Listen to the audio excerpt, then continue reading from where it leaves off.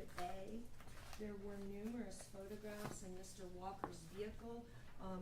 We noticed them during the evidence view. Detective Whelan collected them for us and sent them to us. We're gonna admit about 5 or 6 of them. And Mr. Thierry, I didn't wanna call Detective Whelan just to say they were located in his vehicle. So I believe Mr. Thierry's agreeing that. At what point would you like me to read this? When I enter that exhibit into evidence. If you just turn and remind me that you're about to do Sure. it, and I'll read this instruction. Okay. Very good. Anything else? Right. State, are you ready to proceed? We are, but we've rested, so. Right, I mean, just in Yeah, general. yes, in general. And the defense? Yes. Judge, I just wanted to let you know, because of a lot of things you've heard we're not getting into, obviously, I might have to take a very quick, minute or two before, if certain witnesses come in, to remind them. So if I indulge the court, may I have a minute? You know what I'm Absolutely. doing. Thank you. All right. They can bring them in. Make sure this is on.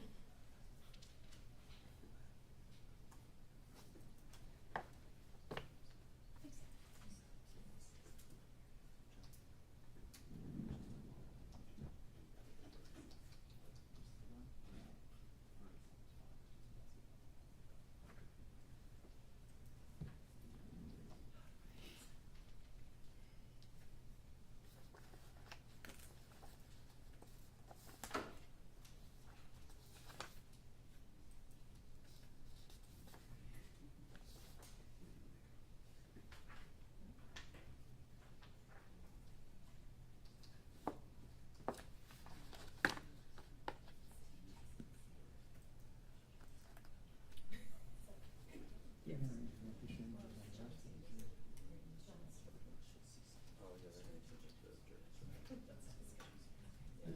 And is somebody going to be working on the changes to the jury's? Ms. Dunker is. Oh, very good, thank you. Team effort. Yes, we try. I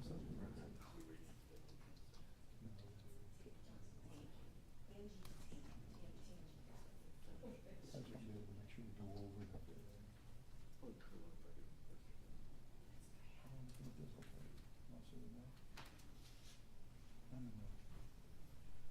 I'm stuck at 6 o'clock.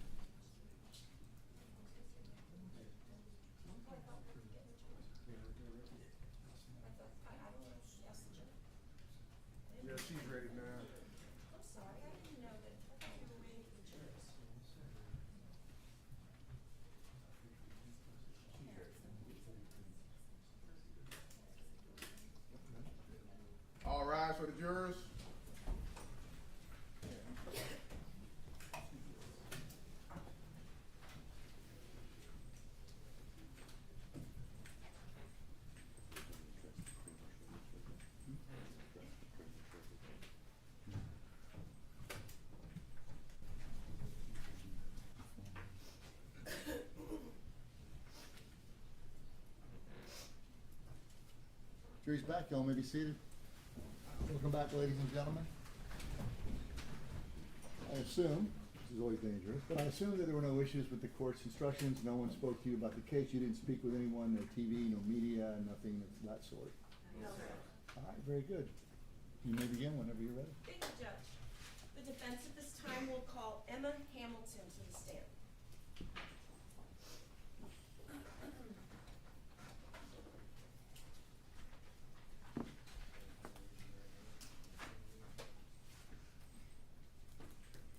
Do you solemnly swear or affirm that the testimony you give in this case will be the truth, the whole truth, and nothing but the truth, so help you God? Yes.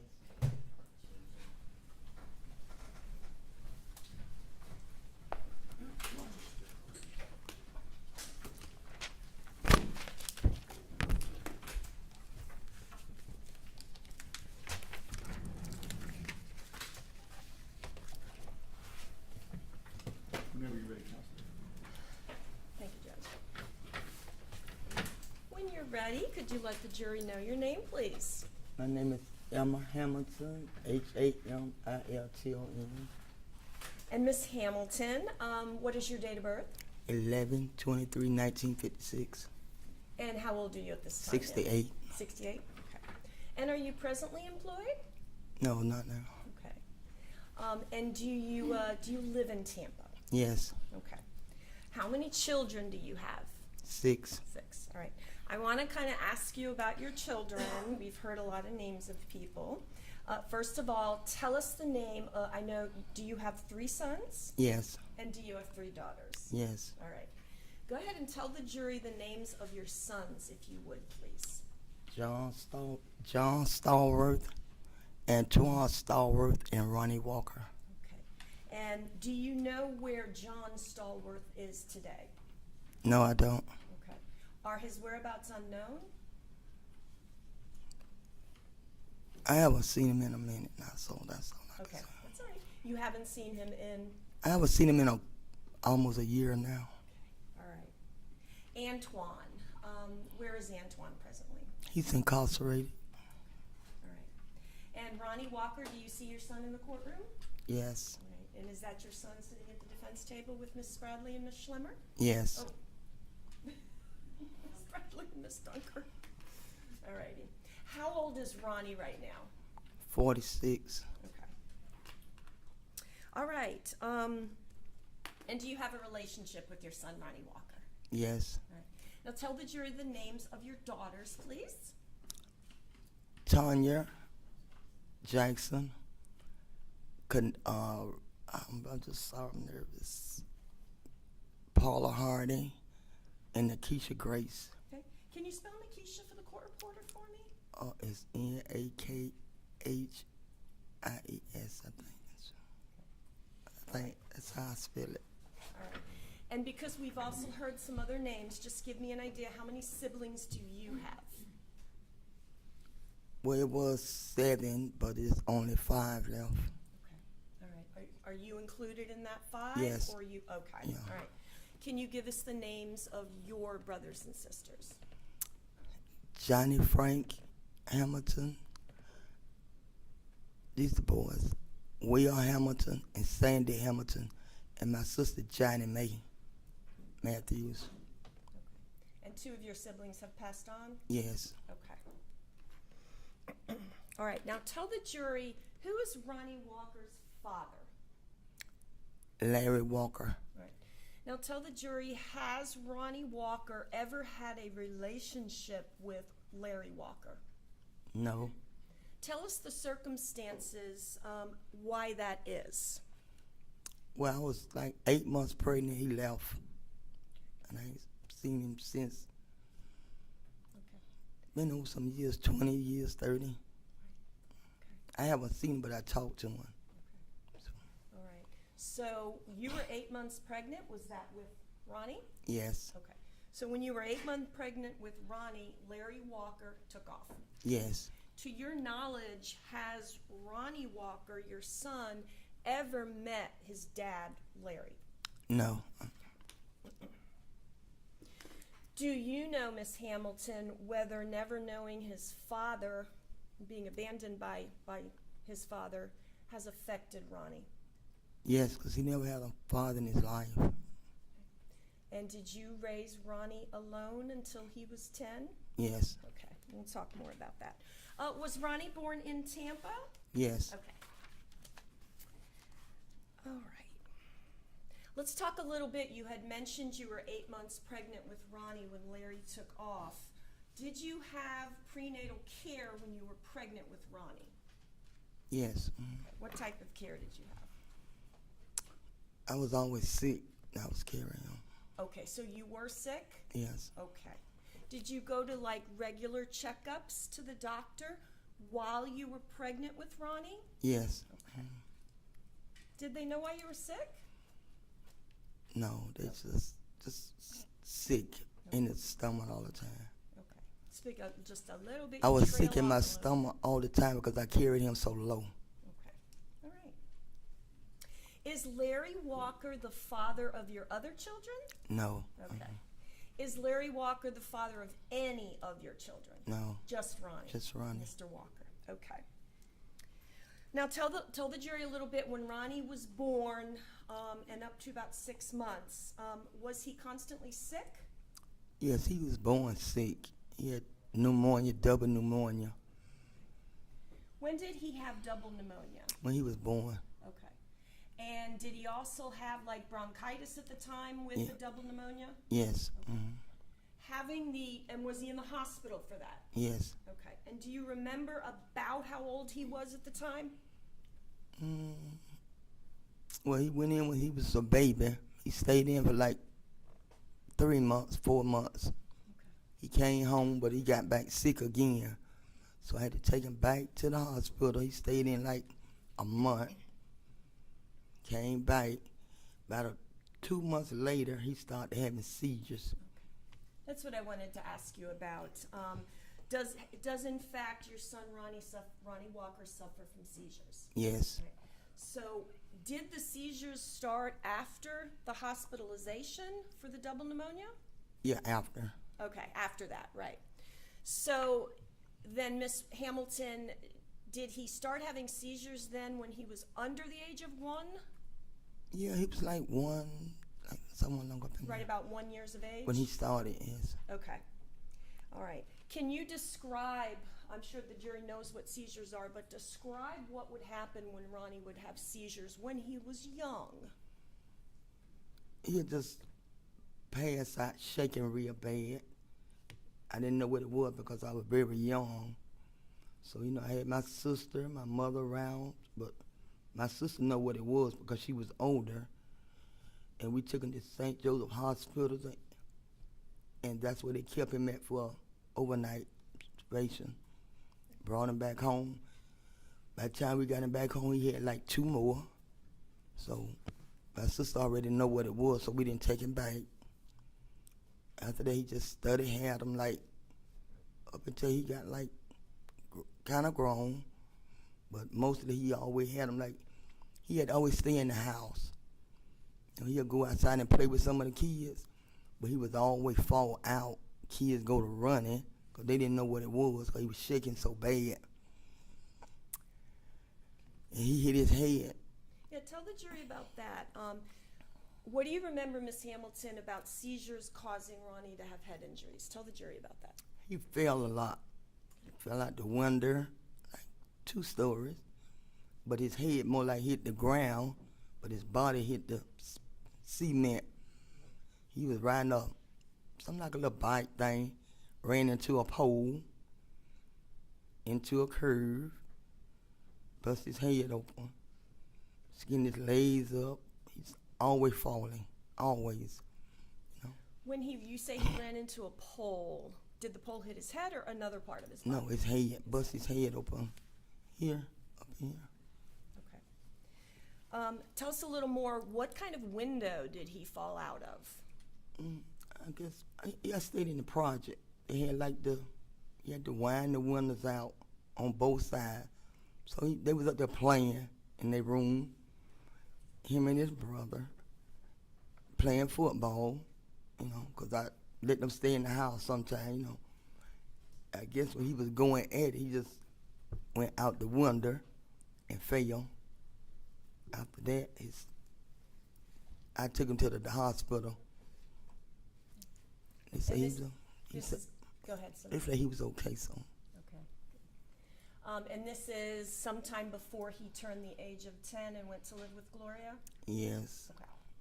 Okay. Can you recount about how many times a seizure caused some sort of head injury? Oh, just about every seizure he had growing up, he had injury. You know, he got his leg cut, you know, just falling on like cement, cause where I stayed there was a lot of like cement. Like then you got dirt around the house, but when they go out in the street, it's like pavement or they got the old curves there. And he always fall. Somebody come and get me, tell me he done fell and bust his head open and he bleeding, and, you know. But, When he fell out the window, you indicated, did you take him to the hospital? oh yes. Okay. Do you remember what hospital? I know it's been a long time. St. Joseph. That's where I always went because I was closer to my house. Did you say Suncoast? St. Joseph. Oh, St. Joseph. Mhm. Okay. All right. Did Ronnie get medication for his seizures when he was a child? Yes. Okay. So tell the jury a little bit about that. Do you remember who prescribed them and what they were, if you remember? They sent me to the University Hospital. That's where he was going to get tests done on his head to see what kind of seizures he was having. And then they described some of it, but I can't think what it was. It's been so long. But they did give some. It slowed it down just a little bit, but not that much. So I just kept giving him the medicine every morning, but he still had seizures. They'll turn into like a light seizure. They had broke it down. He'll just look at you, won't say nothing, but his eyes will turn real red. But they told me it was okay, as long as he was sitting down. He sit down, but when he get up, he just shake a little bit. And I was doing that day, you know. But just about every other day, he'll have something like a little minor seizure sitting there. And is this like, I know at the age of 10 he goes to live with Gloria. We'll talk about that in a minute. But are you witnessing these seizures in the first 10 years then of his life when he's living with you? Yes. Okay. All right. So did you try to keep your son Ronny Walker on his medication during that time? Yes, he had to take it like every day. Did it appear to help him when he was a child? They didn't want to like give him a bigger dose until they really found out what kind of seizures it was. They knew it was like they trying to grandmother seizures, stuff like that. That's why they didn't give him a higher dose, but they said to slow it down, but not that much until they do whatever they had to do on his head. Does Ronnie presently, does he stutter sometimes? When, His speech? yeah, now he do when he fail. Oh, he what? He didn't used to study. Okay. No. All right.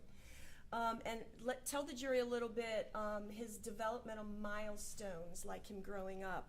Was his speech delayed when he was a child? Yeah, it came from the seizures. By he hitting his head so much, and they said his pupils was so far that it was hard for him to like really come back in. After that, I think they said the last fall he had probably did something to his speech, probably be his learning, slow him down a little bit. Did he have trouble learning? Yes. Okay. Did he have trouble in school learning? Yes, he went to a speech therapy. Did he go to multiple schools when he was living with you? No? Did he go to different schools when he was living with Gloria? Yes. Okay. Do you know, and only if you know, whether the school system up to the age of 10 when he's living with you were doing things for him at school for his delays? Well, If you know. back then, they didn't really have a lot of stuff like they have now. You know, you can't put your kids in like a special class. He had to be there with everybody else. So they didn't have time to like just teach one kid. So he did the best way he could in school, and you know, that was it. And this would have been like in the 70s, Yes. right? Okay.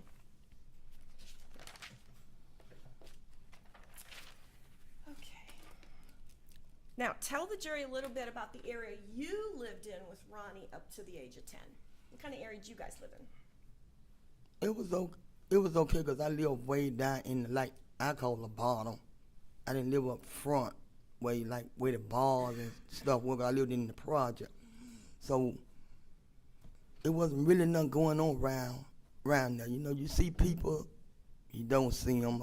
They sitting on their foot with more like older people where I stayed at. You know, I never stayed up front, and it wasn't. You never stayed what? Like up front, like in the neighborhood. I stayed in the back, you know, so just like in the project, just like in a little circle there. A lot of older people. Did you say in the projects? Mm-hmm. What do you mean by that?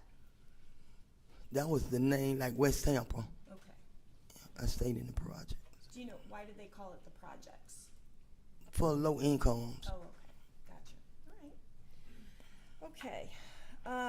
So, were you raising Ronnie and all of his siblings alone before the age of 10? Yes. Right. How did you support yourself and all the children? I worked and just got food stamps. When he was younger, and we're still up to the age of 10, was Ronnie close to his siblings and his cousins and his family? Yes. All right, let's turn your attention to about 10 years of age. And I want to talk to you about when Ronnie was sent to live with Gloria. So when Ronnie turned about 10 years of age, did something happen to where your children no longer lived with you? Yes, the last seizure that Ronnie had was real bad. I was working and I didn't have no car. I was young. I had to take him to the university. And I didn't have no way to get there. About a week later, the HRS people was at my house because of that one mistake. And at that time, I didn't have anybody to help me. I didn't know who to go to or trying to get a ride, you know, because where I stayed, it was old people, you know. My sister and them stayed in other areas and stuff like that. So, you know, everybody was on their own doing what they had to do, so. You were on your own during all this time. Right. Okay. So you had mentioned HRS. Is it your memory that Health and Rehabilitative Services, now called DCF, was involved with the family because of that? Yes. Okay.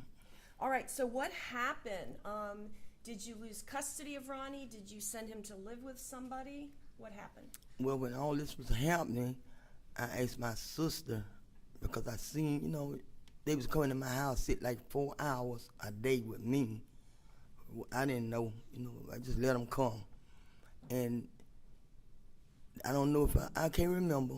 I don't know if I did it at home or I came downtown, but I think I did. And I told the judge I didn't want my kids to be separated. Because I love my kids. I ain't had nobody to help me. And you did the best you could to take care of Ronnie and his siblings, right? Yes, and I asked my sister. Now let's talk about that. So what sister are you speaking of? Gloria Mason. Gloria Mason. And is Gloria alive today? No, she deceased. Okay. All right, so tell us a little bit. You've described for the jury where Ronnie lived up to the age of 10 with you. Tell the jury a little bit about Gloria's environments for Ronnie. Mr. Walker. Bad area. Oh, it was real bad where she stayed at because it was drugs all around.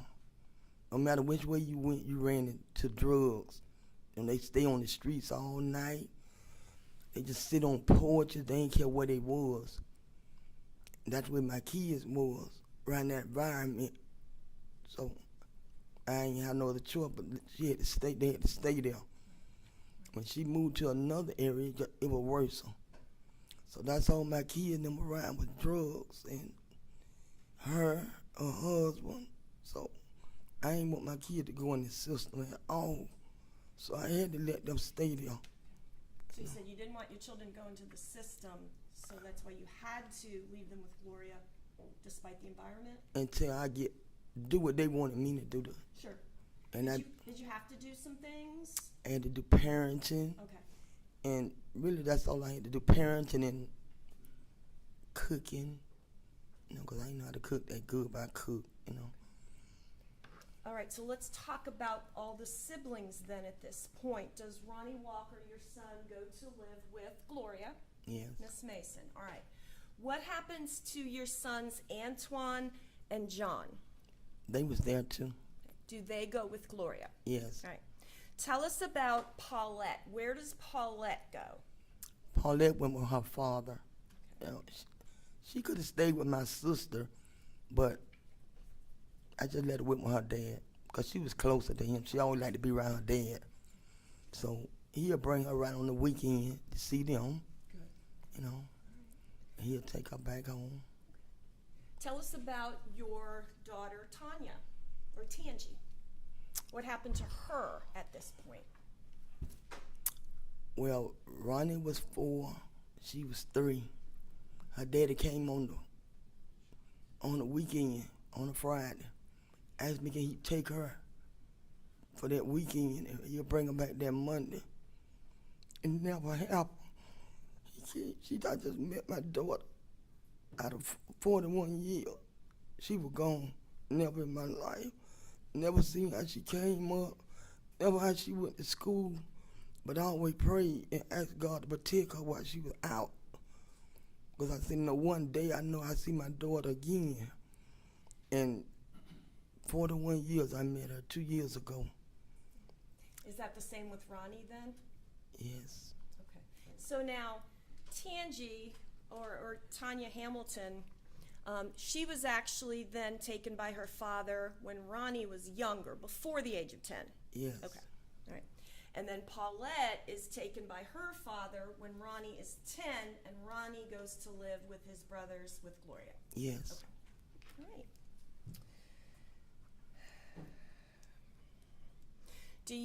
Did you visit the home where Gloria lived? Yes. Okay. How many times could you visit?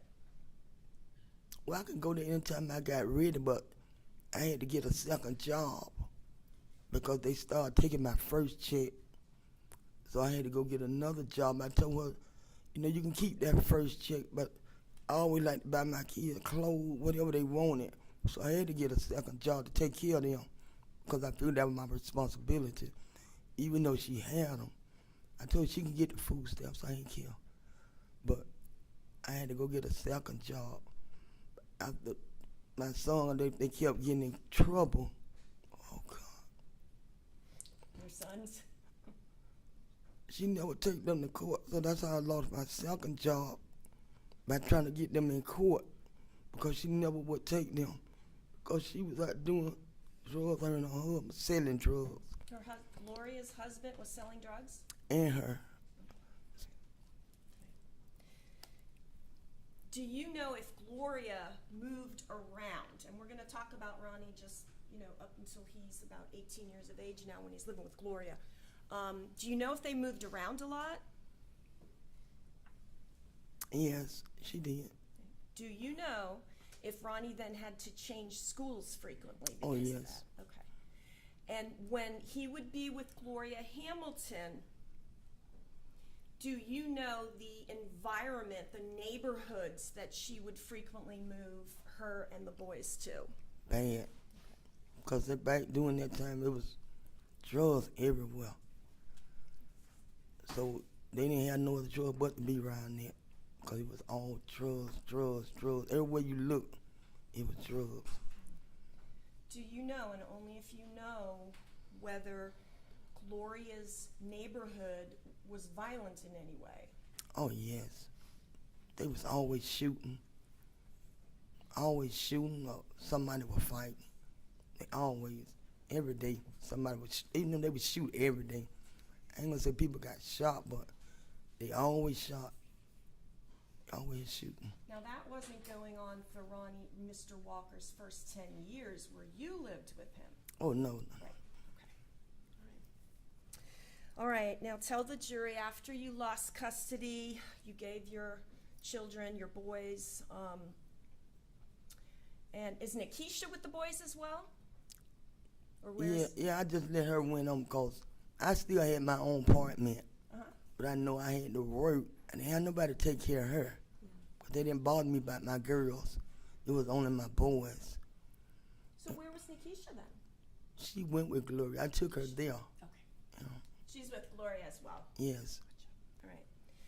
So when you lost custody, gave up custody of your children to Gloria, Miss Hamilton, tell the jury at that point, did you turn to drugs? Yes. And tell the jury, Miss Hamilton, do you suffer from mental illness? Yes. All right. Were there times when Ronny Walker was with Miss Mace Gloria that she would prohibit you from seeing him? Sometime. What kind of stuff would she do? Because I tell her sometimes you never watch out for them. You know, you just always let them go. And she told me I don't have to come. I don't have any say-so over them.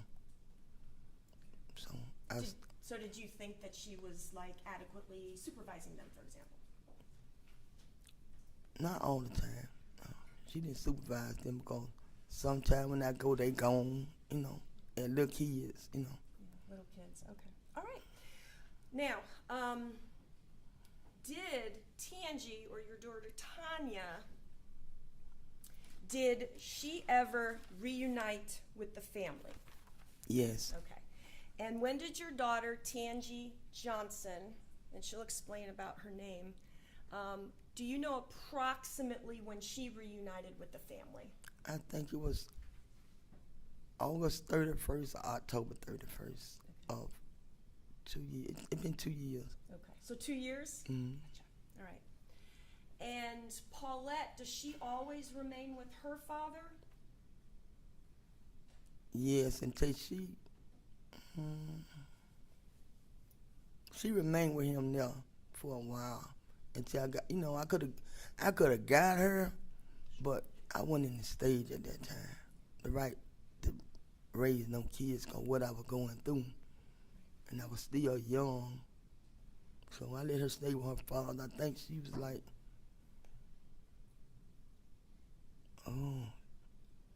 like, Dad got like 10 or younger, because he got sick. Her dad? Mm-hmm. All right. And is Paulette, does she have a relationship now with the family, or still have a relationship? Oh, yes. Always had a relationship. Okay. All right. Okay. Before Ronny turns an adult then, is there ever any time you do get him back and he's living with you? No, she would never give him back to me. All right. While Ronny Walker is living with Gloria, your sister, do you know, and only if you know, whether he had any contact ever with his father? No, never. All right, let me talk to you about a little bit more recent times. Do you have any grandchildren from your son, Ronny Walker? Yes, I have 3. 3. Had 3. Tell the jury a little bit about your grandchildren's name, Ronny Walker's children. Ronny Walker, Ron J. Walker, and Parrish. I don't know her last. I don't know if she has the mother last name. I don't know. Do you see Paris? Well, I seen her at her brother's funeral. She went to his funeral. That's the last time I seen her. But she's in the army. Oh, okay. Very good. Could you spell Ron J's for us, for the court reporter, if you can? It's what now? Ron J's name. I think it's AJY. I don't know. It's okay. But his mother, no. Okay. All right. And do you know where Ron J, Ronny Walker's son, is now? He's incarcerated right now. Okay. Tell the jury what happened to Ronell, Ronnie's son, Ronell Walker. Well, he stayed with his daddy. His daddy got him and kept him and I call him Waikiki. They kept him for a while because the way his mother was bringing him up, he didn't know anything. I don't know if they were treating him like he was a dog because she had to train him to not eat off the floor. He wanted his food on the floor. So she trained him how to eat, how to take a bath. He didn't know anything. Tell the jury what happened to Ronell in the last couple of years, please. Well, I raised after, while Keith still had me, he came and lived with me up until he was like 18. Then he went back and lived with her. He would never go back to his mom because where they treated him. So. And was Ronell murdered? Yes, he was murdered. And do you know if it was gunshot wounds? A gunshot wound. Okay. All right. Do you know if that affected Ronnie? Yes. Okay. Were there times when Mr. Walker would visit Ronell's gravesite? Every day. Did you ever go? Yes, I just didn't like the environment that was there. So I went out there when it was, I think it was coming up for the day he got killed on, or the day he got killed on. Okay. So they always goes out there on the 12th. Yeah, they'll go on his birthday, the 13th, His birthday or the anniversary of his death. Yes. Mm-hmm. About that same time, approximately 2021, did your mom pass away? Yes. What was her name? Thelma Hamilton. Thelma Hamilton. And was that then Ronnie's grandmother? Yes. Okay, Mr. Walker's. Was Mr. Walker close with your mom, his grandmother? Yes. Do you know, and only if you know, whether her death around that same time affected Ronnie in 2021? Yes.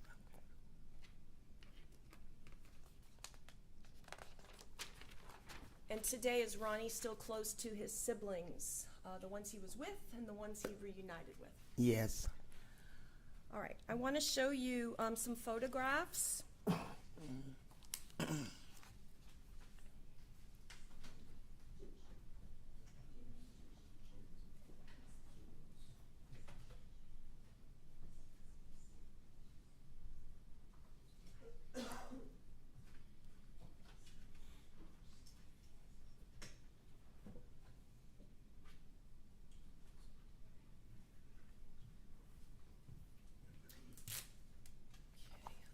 This will be the time then, if you could read the stipulation concerning Defense Exhibit A, 1 through 6, and then I will approach the witness. All right, ladies and gentlemen, there's a stipulation regarding the defense composite A 1 through 6.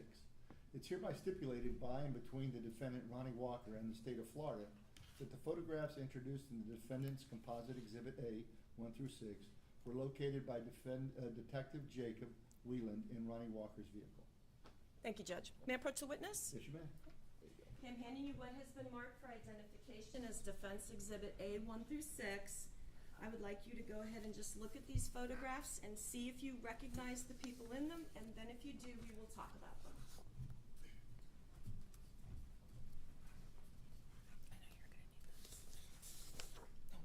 No, you're not gonna publish that. You expected that I wasn't going to be able to do it? No, can you just?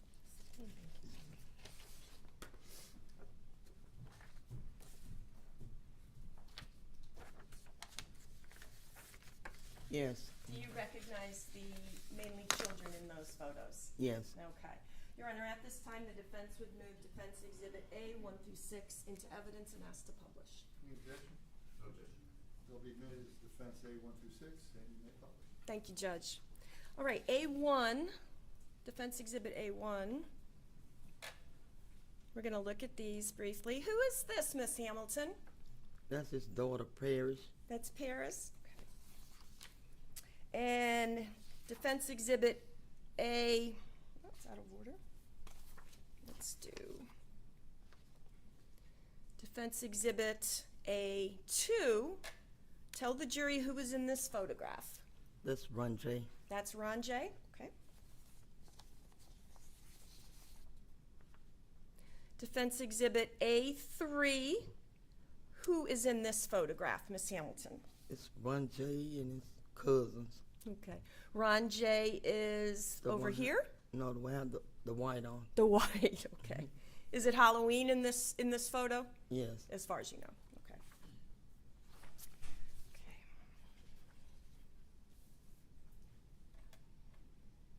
Defense Exhibit A4, Miss Hamilton, who is in this photograph? Ron J and his mother. Okay, and what's his mom's name? I call her Waikiki. I can't think her name. You call her what? I call her Waikiki. Waikiki. Okay. All right, Defense Exhibit A5. Who is in this photograph, Miss Hamilton? Ron J. This is Ron J. All right. And, oop, I went out of focus. All right, and finally, Defense Exhibit A6. Tell the jury who this is. That's Ron Neal, Okay. So this is Ronell, the deceased. deceased. Okay.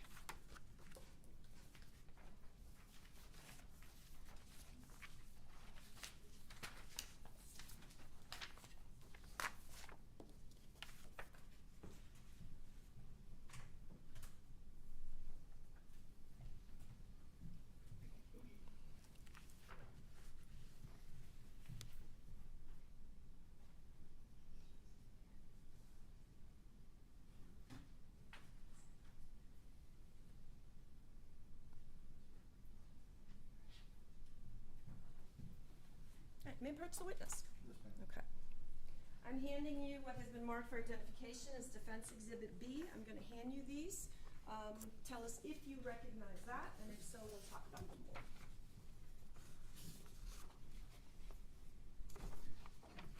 Yes. Are you in those photographs? Yes. Or partially, right? All right. Your Honor, at this time, the defense would move Defense Exhibit B into evidence and ask to publish. Objections? No objection. Will be granted. No public. Thank you, Judge.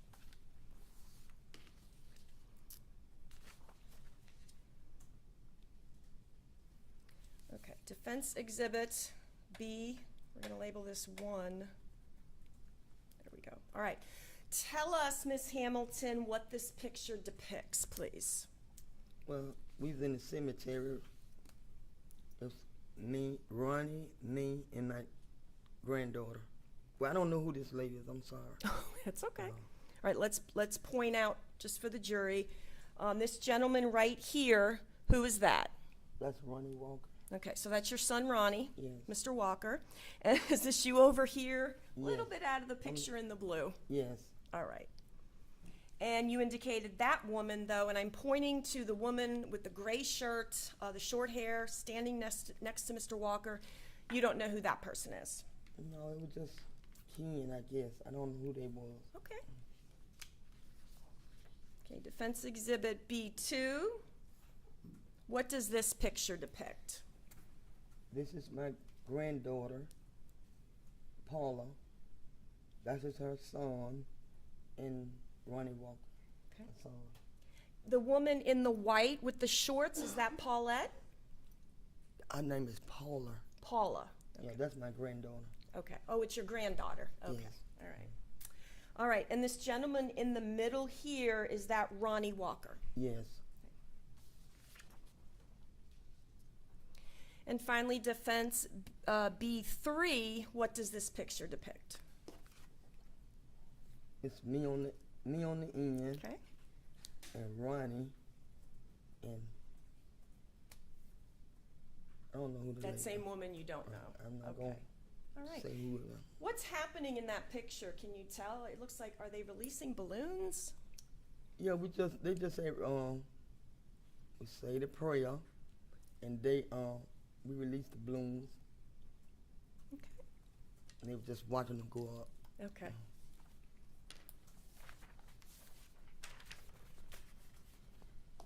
And you said the gravesite would be visited times such as the death of Ronell when he was murdered, his birthday, things like that.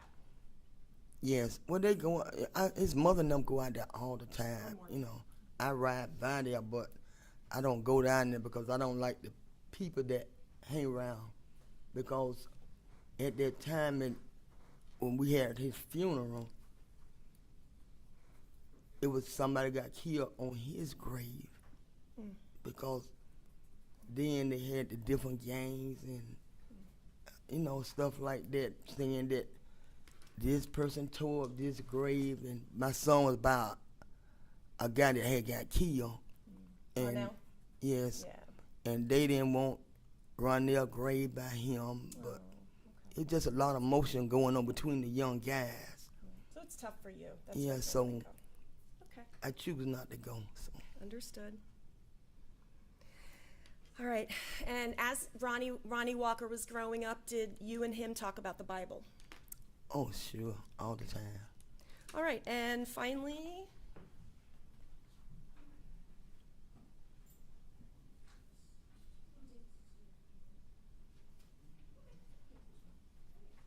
and may I approach the witness one final time, Judge? Granted.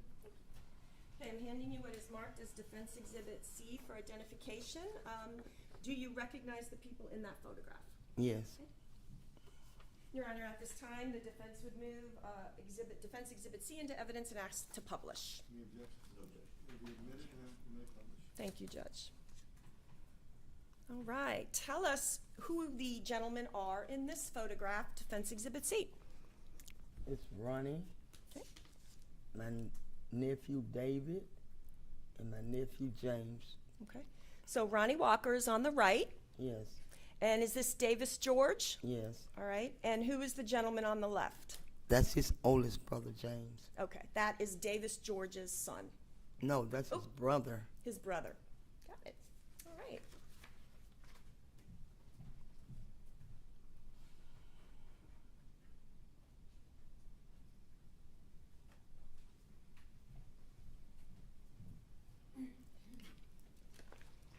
And let me just ask you then, Miss Hamilton, and I'm going to wrap up, and then Mr. Terry or Miss Fawcett will have a chance to speak to you, but do you love your son? Yes, Do you support Ronny Walker? yes. Here, may I have a moment? Yes, ma'am.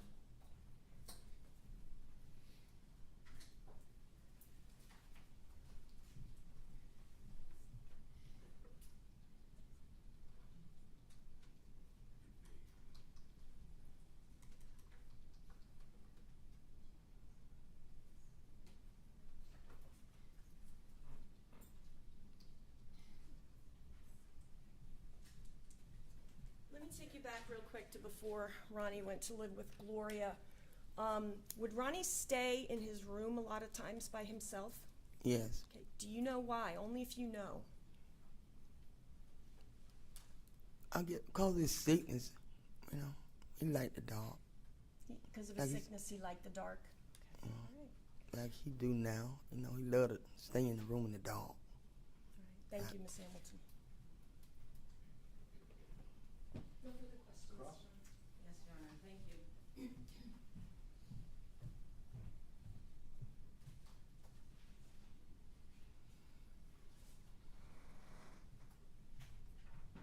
Good morning, ma'am. Good morning.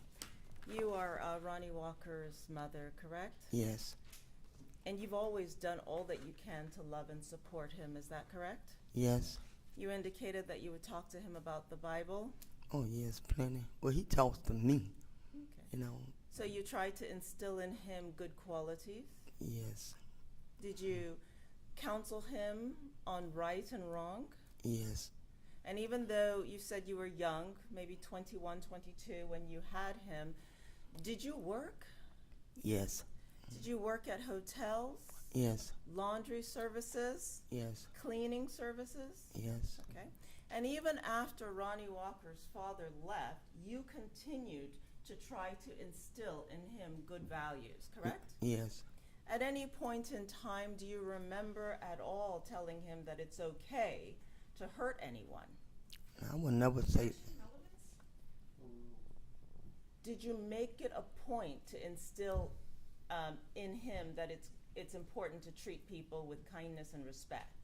I always taught my kids that. You thought that to all six? Yes, Okay. And when it came time, when Ronny Walker, when you were pregnant with him, you went to the hospital, yes? yes, For your treatments. yes, You took whatever prenatal vitamins you were given, is that correct? Yes. You tried to take good care of yourself while you were pregnant with him, Yes. as did you with all your other children, correct? Yes. In fact, after he was born, you said that he had pneumonia. Yes. You saw to it that he got help in the hospital. Yes. You visited him while he was in the hospital. Yes. You took care of him, is Yes. that correct? Yes. And ultimately, when you determined that he had seizures, you took him for treatment constantly, correct? Yes. When he had an appointment. You saw to it that he got to his appointments, Yes. even though you had not that much money, is that correct? Correct. You still strive to make sure that he was well cared for. Yes. You've always loved him, Yes. always supported him. Yes. Even now you are here in support of him, correct? Correct.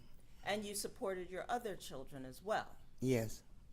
And when Ronnie was born and you lived in a particular neighborhood, for food you worked and you got food stamps, correct?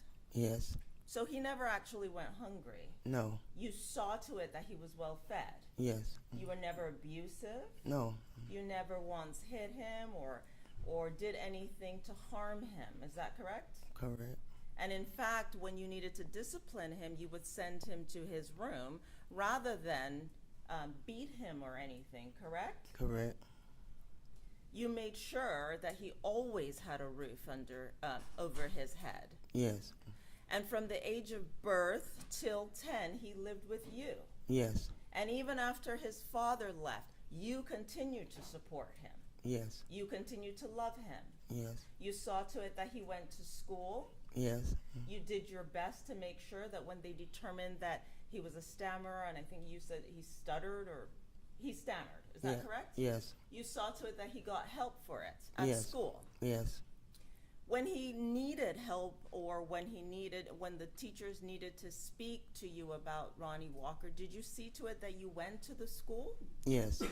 Were you intimately involved in in the well-being of your son? Yes. And when in fact you couldn't take your son, Ronny Walker, to an appointment and you were about to lose him, you sought family to help out, correct? You sought your sister to help. Yes. You didn't want him to just go to anyone, right? So you asked your sister to step in. Yes. And your sister did in fact step in. Yes. And so Ronny remained with family. Yes. And you have a family, you have siblings, correct? Yes. And was it that you said that you had 7 siblings? Yes. Okay. And 5 are left. Yes. At the time Ronny was born, though, you had 7 siblings, correct? Yes. And were all of them involved in your life? Well, we go and see each other, you know. So you had family around. You come from a big family, correct? Yes. And would you say that your siblings showed love and support for Ronny? Yes. Did you have brothers? Yes. How many? I had 3 brothers. 3 brothers? Were they older or younger? 1 older and 2 younger. Did they show love to Ronny Walker? Yes. Were they role models to him in any way? Well, my second oldest brother was incarcerated. Okay. My other brother, baby brother, he was in his life. He was in his life? You know. Okay. If Ronny needed counsel from a man, you know, as he's growing up to be a man, were your brothers people who were willing to step in to help? Well, yeah, they would. You know. How about cousins? Did Ronny Walker have cousins? Oh, yeah. Did he have cousins that loved him? Oh, yes. Okay. And did you, as a family, do things together? You, your siblings, cousins. Did you have big family events? Oh, yeah, we always have events. And Ronny Walker was a part of that, correct? Yes. And while you do have people in your family that were incarcerated, there were also people who were hardworking and productive, correct? Yes. And was Ronny Walker exposed to these individuals in your family that were hardworking and productive? Yes. In all the time that even after Ronnie Walker moved out and lived with your sister, you went to see him almost every day or every other day, correct? Correct. You bought him clothes. Yes. You made sure he was well fed and well taken care of. Is that correct? Yes. And if he needed if he had any medical needs, you saw to it that he got those needs met, correct? Well, I couldn't go beyond that. You couldn't go beyond that. Is that what you said? If my sister asked me Yeah, to do it, I do it. you would do it. Yes. So, and if you saw for yourself that Ronnie Walker had a need, would you seek to meet that need? Oh, yes. Did you get a second job in order to meet the needs of Ronnie Walker? Yes.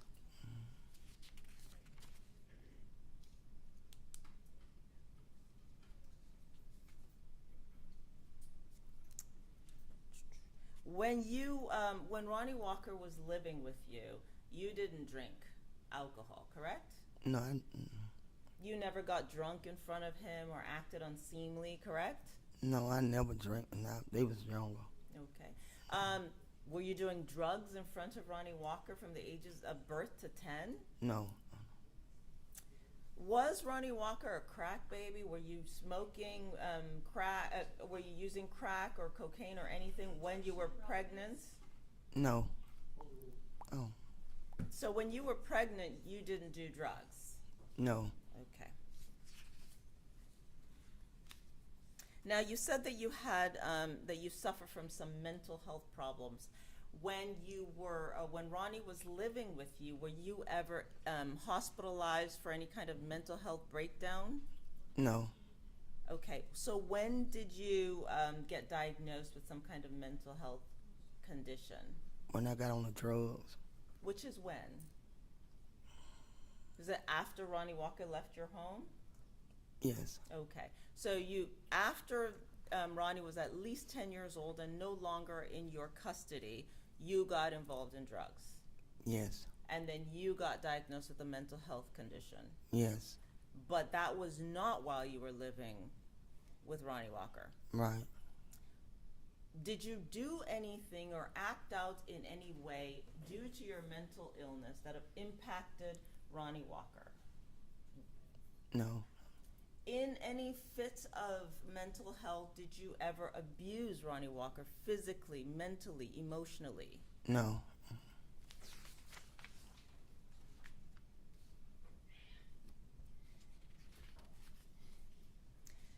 Now, you indicated that when Ronnie Walker lived with you, you lived in the back, I think you said in the back area in the neighborhood. Do you remember saying something like that? Yes. So this is a quieter part of the neighborhood, correct? Yes. And you said that there were older individuals there. Yes.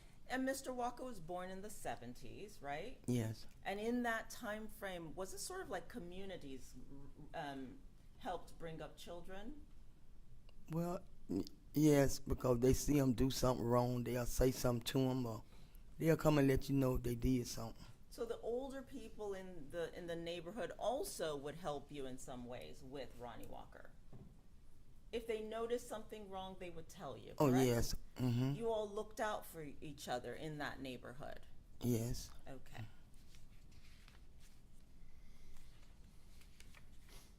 And when DCF got involved and you lost custody of Ronnie Walker, it wasn't because you were abusive towards Ronnie Walker, correct? Yes. It wasn't that, right? No. It was simply you missed taking him to some appointments, correct? Yeah. Yes. And you didn't have a vehicle, so you didn't know how to accomplish that. Yes. Okay.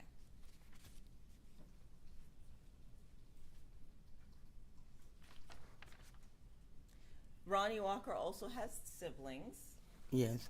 and if you know, do his siblings love him? Yes. Do his children love him? Yes. Do his cousins love him? Yes. Do they show support for him? Yes. Have they always shown support for him? Yes. And prior to this incident, was Ronnie Walker living with you and Erica Sweet? Judge, may we approach? Yes.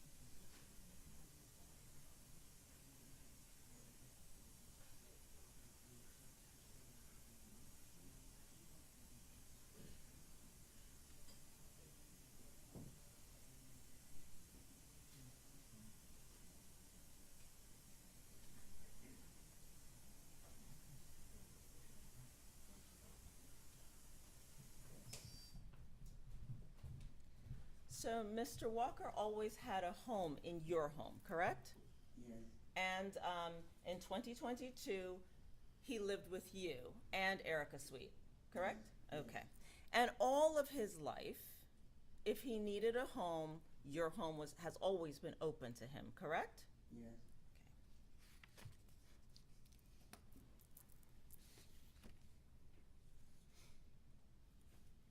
We have looked at some pictures of your family and Ronny Walker. Mr. Walker's children are now, what, 18 and 19 years old, correct? Yes, Okay, so these pictures are from when they were younger. yes, All right.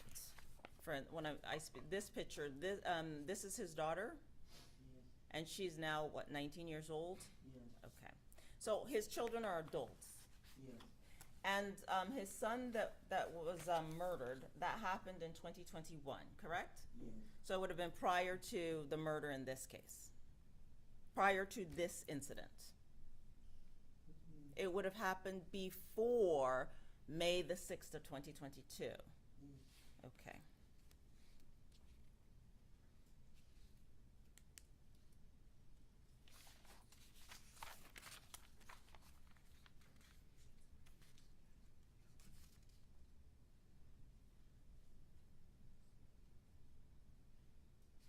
At any time in Ronny Walker's life, have you ever abandoned him?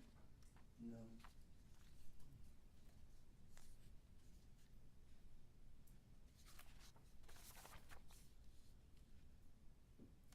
And you said that you sometimes talk to Ronny Walker's biological father. well, it's been a minute. I'm sorry. It's been a while since I talked to him. Okay. But to your knowledge, he's never been in Ronny Walker's life, Yeah, which means he's never been abusive emotionally, physically, or in any way mentally towards Ronny Walker. practically never met him. Okay. All right. Your Honor, may I have a moment? Yes, ma'am.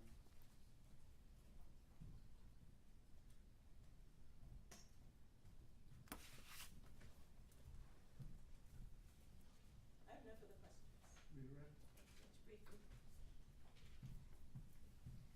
Ms. Hamilton, will you tell the jury what your mental illness diagnosis is, please?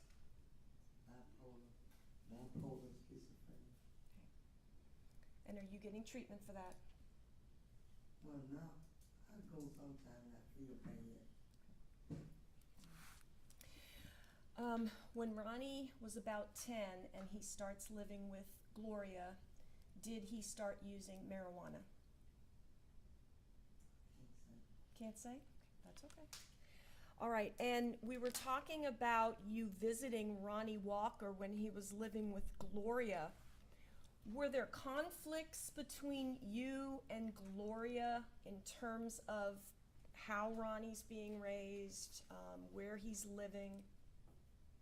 Well, that's how he was raised. Not, really about the living too, but more how he was being raised.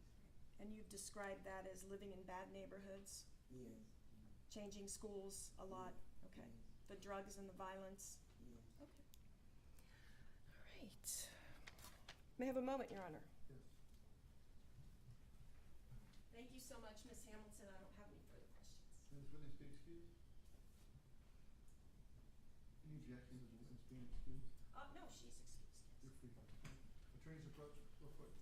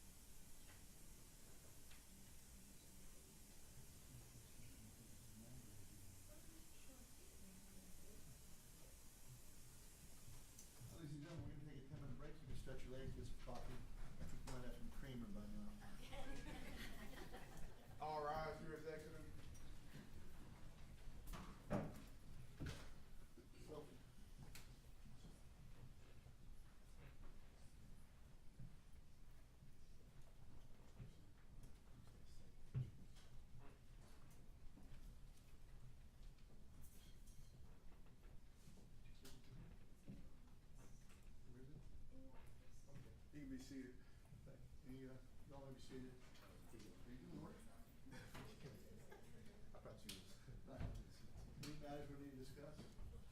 No, you're right. Thank you.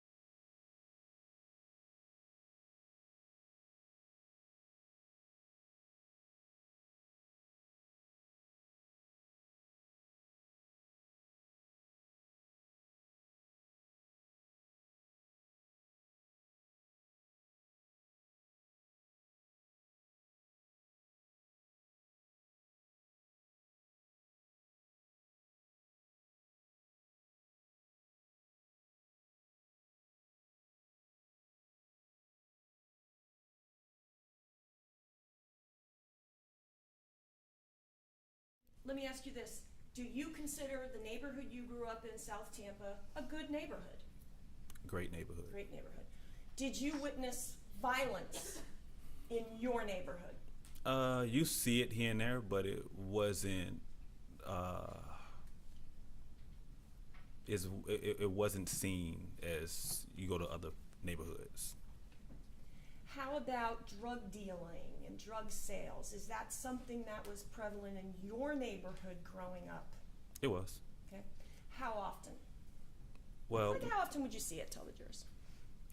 we played more sports, so we was on the fields, basketball, baseball, boys and girls club. So we literally, our day was playing sports or in school, and that's pretty much was our everyday thing. My basketball team, my friends I grew up with, we went around the city and beat everybody in basketball. So we was athletes. And you said happy. Yes. All right. Tell the jurors, please, describe the differences between the neighborhood you grew up in and the neighborhood Mr. Walker grew up in when he was living with Gloria. Please tell the jury. Bit difference. The best way I could explain it, College Hill was more dark. You know, when you go over there, it's a different atmosphere. You come to South Tampa, it's just bright, sunny, happy. When we did go over there, my mom let us stay a day, maybe two. All my cousins did want to come stay with us. My mom couldn't allow it too much. Too many of us stayed in one house. Too many about now. Did you ever live at any point with Ronny Walker when you were young and he was young? I went to visit, You went to visit. but my mom had, most of them, they come over there, try to come visit a couple of days, then they got to go. Did your mother want you and your siblings to be in the area and stay at the area where Gloria lived? Nah, no. Do you consider, I don't know if you can answer it, do you consider that the neighborhood you grew up in and the neighborhood Mr. Walker grew up in under Gloria to be two different worlds? Two different worlds. Now, growing up, would Mr. Walker like to be at your home? Yes, ma'am. And what kind of things would you do with Mr. Walker? We like to walk to the store and buy pizzas. I think Hungry Howard's was selling them P-zones, the little subs. So we went to the pool, Robertson High School pool, baseball. Out there used to be the woods, and go out there and catch fishes. So we was always just so occupied, so much to do out there. And Mr. Walker, did he enjoy all of that you just mentioned? Loved it. Okay. So did he want to be at your home in your neighborhood more than his neighborhood with Gloria? Yep. He even wanted to go to school out there. It He just you couldn't. My mom had 8 kids. It's too many people in one house. So did he want to actually live with you at some point so he could go to school in your neighborhood? Yes, ma'am. All right. Despite all of this, your family, your aunts, your cousin, Mr. Walker, his siblings, do you consider you all a close-knit family? Yes. Okay. And Mr. George, tell the jury, are all your children successful in life? Yes. Oldest daughter doing real estate. She's 24. My 18-year-older just graduated, going to University of Maryland. My 16-year-older going to school. She want to be a doctor. And I got 11 and a 6-year-older, all girls. Okay. All right. And today, do you still have a relationship with your cousin, Ronny Walker? I do. And do you love your cousin, Ronny Walker? He's my favorite cousin. Your favorite cousin. Was he your favorite cousin growing up as well? Yes. Okay. You guys were close. Very close. All right.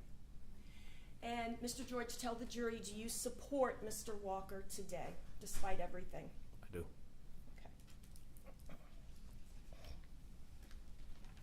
Okay. I want to just go ahead and show you what's Defense Exhibit C admitted into evidence. Do you recognize the people in this photograph? I do. All right. Are you in this photograph? Yep, I'm in the middle. You're in the middle. All right. And is this Mr. Walker with the white shirt? Yes, ma'am. All right. And who is the person on your right side? My oldest brother, And what's his name? James Powell.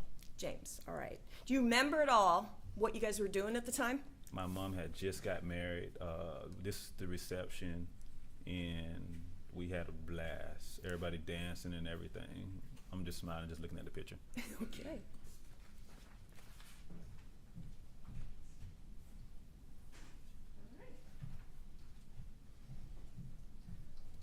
Okay, Mr. George, I don't have any other questions for you, but the state will. Thank you. Thank you. Ross? Yes, sir.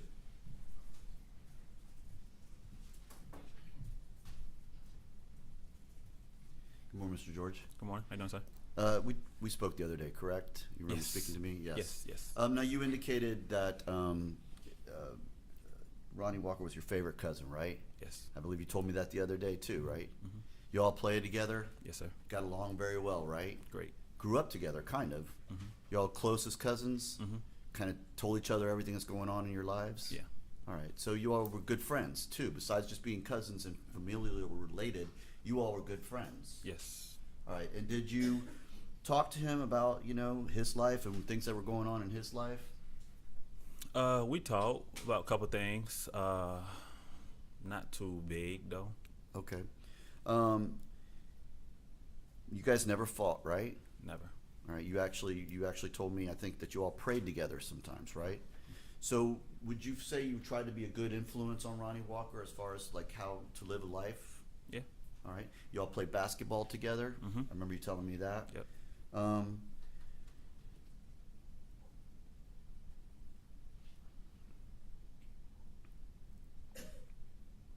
And if he had ever needed you for any reason, would you have been there for him?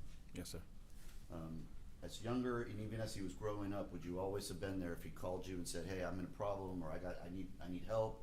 Would you have come to him and helped him? Yes, sir. All right. If he needed advice, would you have given him advice? Yes, sir.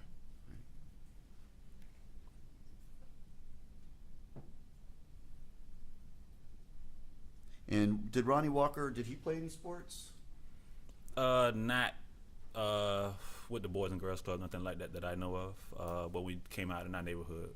We played Thorpe, Tyco, baseball, everything. So when we came to my neighborhood, he did. Okay, so did you ever see any seizures from him? Never. Okay.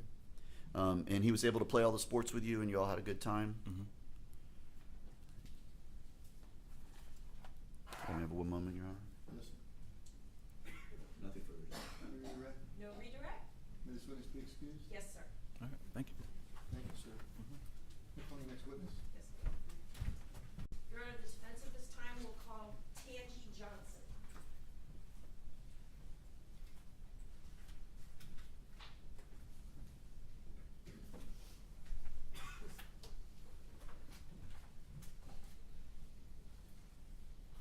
Did you solemnly swear or affirm that the testimony you will give in this case will be the truth, the whole truth, and nothing but the truth, so help you God?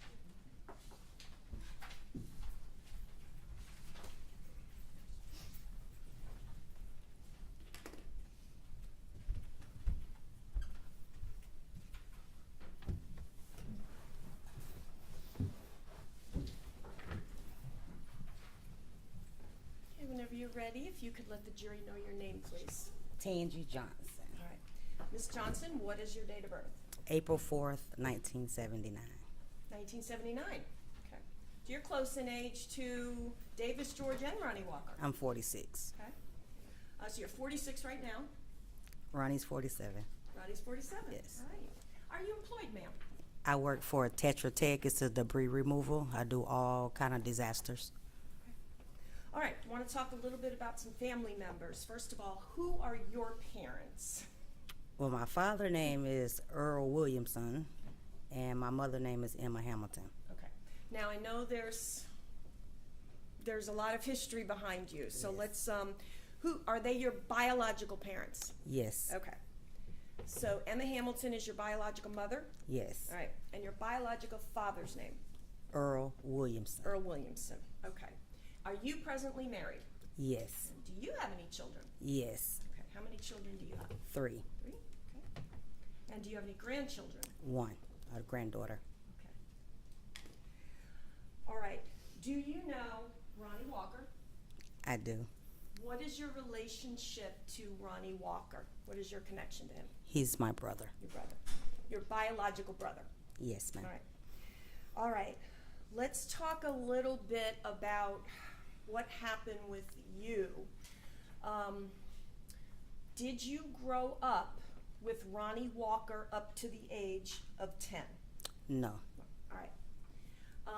Did there come a time when you were taken from your family? Yes. How old were you at the time you were taken from Emma and your other siblings? 3, How old was Ronny Walker? 4. Tell the jury a little bit about how you were taken from the family. It was on my birthday. I have 2 birthdays, 2 names. But on my birthday, that was April the 2nd, my father took me and said he was going to bring me back, but he never did. And I grew up in foster care, and so I did ancestry DNA in 2021. And it came back that I had family here in Tampa, which was my mom, and I was able to find my dad's side of the family in Riviera, Florida. So on October the 31st, I came back and reunited with my mom of 22. Okay, so October 31st? Mm-hmm. Okay. Halloween of 2022? Yes. Okay. Okay. All right, so when you say that your father took you, I mean, you're only, how old at the time you said? 3. 3, okay. Did you want to leave, if you remember, did you want to go with your father at that time? I don't know. Okay, of course, all right. Okay, so, and was it your biological father who took you? I'm assuming so, yes. Okay, and just let the jury know, when you say you have 2 different birthdays and 2 different names, just kind of explain why you're saying that. My mom gave birth to me on April 2nd, 1979. She named me Tanya LaShawn Hamilton. But when my dad took me, he changed my name and he changed my birthday to Tangi Williams. And my adopted parent that raised me, they just gave me a birthday, which was April 4th, from another sibling that I had from her. And they declared my birthday to be April 4th, 1979. And at some point, did you, as you indicated, go on Ancestry.com to try to find your mom's family? Yes. Okay. What are the name of your adopted parents? Well, I was never adopted, but I was raised by a lady named Beverly Fountain. She's from Eustis, Florida. So that's where I spent most of my childhood, growing up in Eustis, Florida. Okay. All right, so growing up, you and Ronny are 3 and 4 respectively. Did you ever see Ronny Walker, your biological brother, again growing up? Yes. Okay. When did you see him? 2022. Okay. So just recently? Yes. And is that when you reconnected? Yes. Gotcha. So, when you're little children, and the siblings, your siblings are living at Emma Hamilton's home with your biological mother, do you ever get to see your brother Ronny Walker? As a child, yes. As a child growing up to 10? No. No. Right. Going further up to, age of 18, do you ever get to have a relationship with your brother Ronny Walker? No. Okay. Was it not then until the Ancestry.com and just very recently? Yes, ma'am. Okay. All right. Tell the jury about, so you indicated it was 2022? Yes, ma'am. All right. And when you reunited with Ronny Walker, he was incarcerated on this case, correct? Yes, ma'am. Okay. Did you visit him? I did. Okay. That was your way of making the reconnection? Yes, ma'am. Okay. All right. Tell the jury the story about your yellow dress and bow. Well, that's what he vaguely remembered the first time we talked on the phone. He was like, I can still remember you. I remember what you had on. I'm like, well, you can remember what I had on. It's like 40 years later. He was like, yeah, you had this yellow dress on with this big bow, and you had your hair all was so pretty. And like, I remember that day your daddy took you. You had that yellow dress on. And that's what he stands on, this yellow dress. And so. Did you have a yellow dress with a bow? My aunties have told me the same story. Okay. So it's definitely truth in it. All right. And who were your other siblings besides Mr. Walker? Well, I have a sister named Paulette Hardy. She's my baby sister. And I have a sister named Nakisha Grace. She's the sister under me.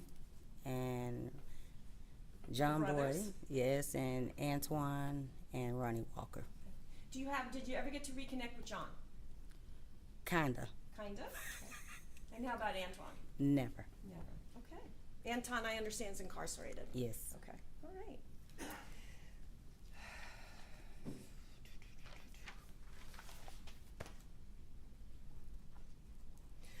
Are you glad that you were able to reunite with your brother, Ronny Walker, Grateful.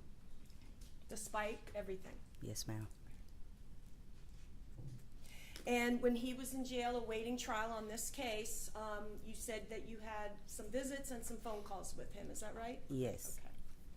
Did you take your daughter to meet him at the jail? I did, and my granddaughter. And your granddaughter? Yes. Did you give me your daughter and your granddaughter's name? If not, My daughter name is Tracy Jackson, and my granddaughter name is Harmony Jackson. okay. And how did Mr. Walker react meeting his, I guess it would be niece and grandniece? Great niece, yes. Okay. He was very happy. He was more or less wanted them to get their self to, well, wanted my daughter to get herself together. Very encouraging. Make sure you go to school, you know, take care of your baby, you know, everything was just encouragement. You know, he was happy. He didn't have a lot of words to say. He was just looking, and they look alike, so. Oh yeah, who looks alike? My daughter and Ronnie looks alike a lot. Did you ever go to the grave site for your nephew Ronell? I have never been. Didn't get to go to the grave site. Okay. All right. So despite what Mr. Walker did, do you still support him? I do. And do you still love him? I do. May I have a moment, Your Honor? Yes. Thank you so much. I don't have any further questions. Mr. Terry will. Cross-examination. Yes, sir.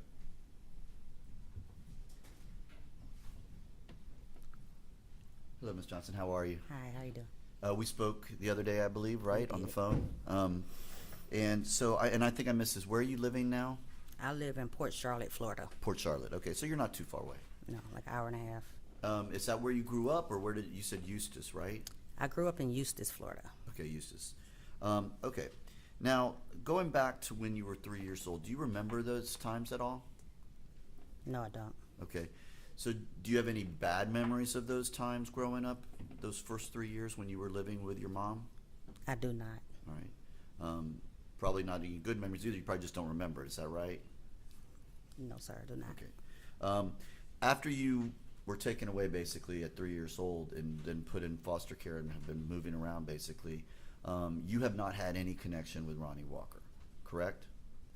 Not until 22. Not until October of 2022. Correct. So his growing up years, his 20s and stuff, you had no idea what he was doing, where he was, what was going on, or anything about it, No, correct? sir. All right. And it wasn't until after this incident where he was already in jail that you first got to know Ronny Walker again, correct? Correct. All right. And you visit him, you said 2 times, right, in the jail? Yes. All right. And you've spoken to him by phone a couple of times as well from the jail? Correct. All right. If I may have one moment. Yes. Nothing else. May we direct? No redirect. May the witness be excused? Yes. Yes, Your Honor. Thank you. State. Yes. Free to go, ma'am. Thank you. Thank you. State, our defense, may call our next witness. Yes. The defense at this time will call Renisha Brown.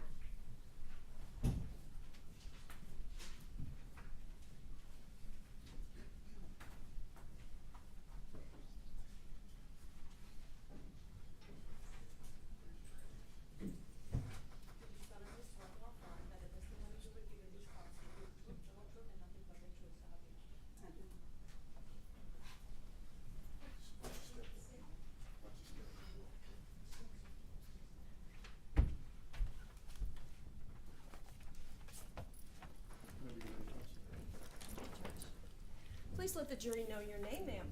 Renisha Brown, And what's your date of birth? 120598, How old are you presently? 26. And ma'am, are you presently employed? Yes, How are you employed? I work at Department of Juvenile Justice. What do you do there? I help rehabilitate young juvenile offenders. How long you been doing that? For about 2 years. Okay. All right. Tell me how you got your name, Renisha. I'm named after my Uncle Ronnie. Okay. And Ronny Walker, so your relationship to him is he is your uncle. Yes. Now, so tell the jury, there's a lot of names here. Who are your parents? My mom is Nakisha, his sister. So Nakisha Grace, is that her last name? Yes. All right. And Nakisha Grace is Ronny Walker's sister. Yes. And you are Nakisha's daughter. Correct. Do you have any children of your own? Yes. How many do you got? I have 2 daughters. All right. No grandchildren yet? No, they're young, 10 and 3. Okay. So, were you named after Ronny Walker? Yes, Ronnie and Renisha. Ronny and Renisha. Okay. Yep. Okay.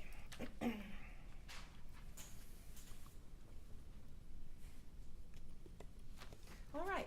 Now I understand, Ms. Brown, that you prepared a statement that you would like to read to the jury. And, Your Honor, if she could read that at this time, I don't think Mr. Terry has any objection. That's fine. Okay. All right, Ms. Brown, just can you read your statement?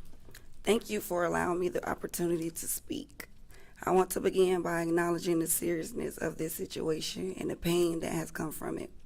I do not take this lightly. I am here today because I knew my uncle in a personal way growing up. He was someone who supported me during difficult times and encouraged me to stay strong. In the family, he was present, and there were times he showed and care and concern for those close to him. I understand the court has found him guilty, and I am not here to question the verdict. I believe in the possibility of growth, and I hope he finds a way to make peace with what happened. And do you still support Ronny Walker despite what he did? Yes, And do you still love him despite what he did? I do. Okay. Ms. Brown, I don't have any other questions, but Mr. Terry will. Cross-examination. Ms. Brown, how are you? I'm good. Ms. Brown, we met, what, a couple weeks ago probably? Yeah. And I took your deposition? Yep. Now, I have a question for you because you just said, what do you say you're doing right now? Department of Juvenile Justice. What do you do for them? Rehabilitate young offenders. All right. When we met, didn't you tell me you were a security guard? Yeah, that's the same thing, So but you're working there as a security guard? Right. Or? Okay, I was just confused when you Yeah. said that working. I had 2 different jobs in my head. So no, the one that I told you at the port was temporary, and this one now is full time. Okay, so that was a temporary job you were doing, and now you're working full time. Correct. So have you just started this job, or have you been working? No, I was full time. I resigned for a little bit, and now I'm back. Okay, But so both when you jobs resigned, is you were working at the port. all of it is security. Okay, all right. I was just trying to clear that up in my mind. Thank you. Yep. Is that it? Oh, okay. That's what it is, Keith?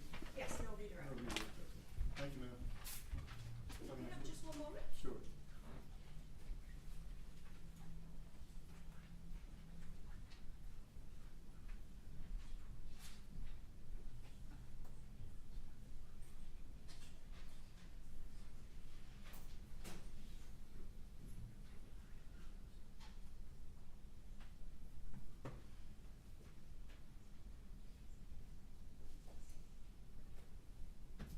Can I pronounce this correctly? Defense at this time will call Yissa Jonesia. She can pronounce it.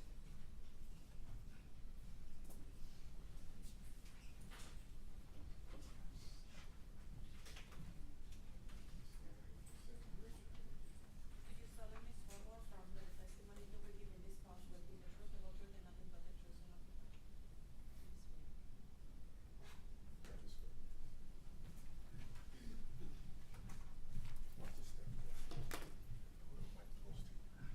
Okay.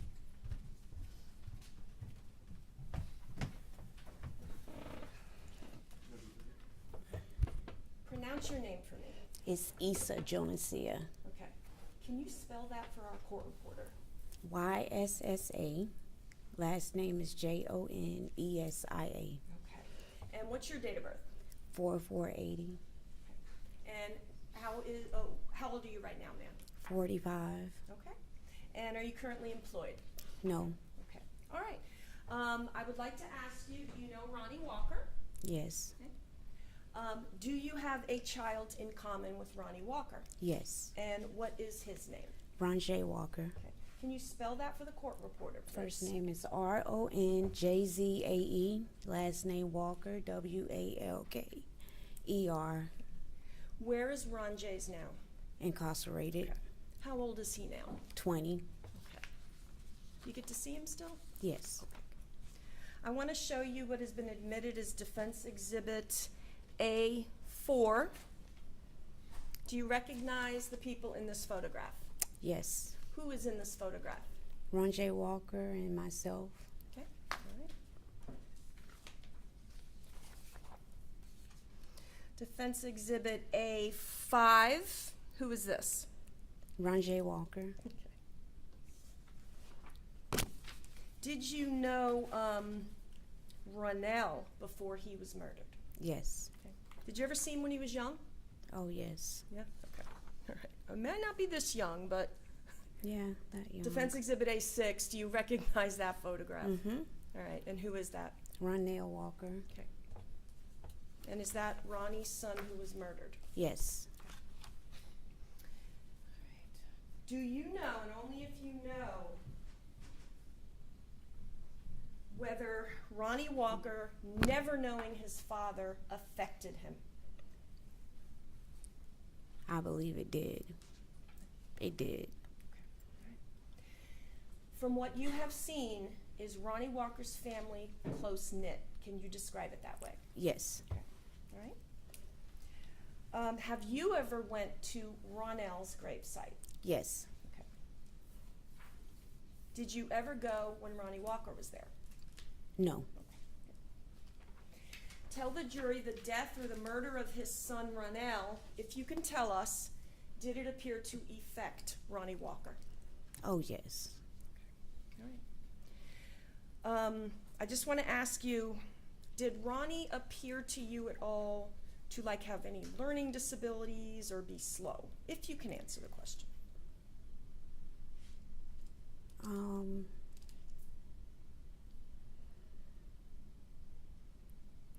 I wouldn't say slow, Okay, sure. You just but want- maybe some learning disabilities.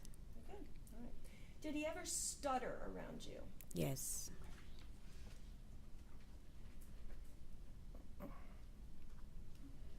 All right. And when Ronny Walker was incarcerated for this case, for the death of Miss Alexander, did you visit him in the jail? I think I visited him once. And any phone calls? Yes. Okay. And did Ronny Walker, while in jail on this case, ever get to talk to Ron Jace, Yes. your son? Okay. Your son in common. Mm-hmm. All right. And just tell us, does Ronny Walker, did he try to encourage Ron Jace when he would speak to him on the phone? Yes. Okay.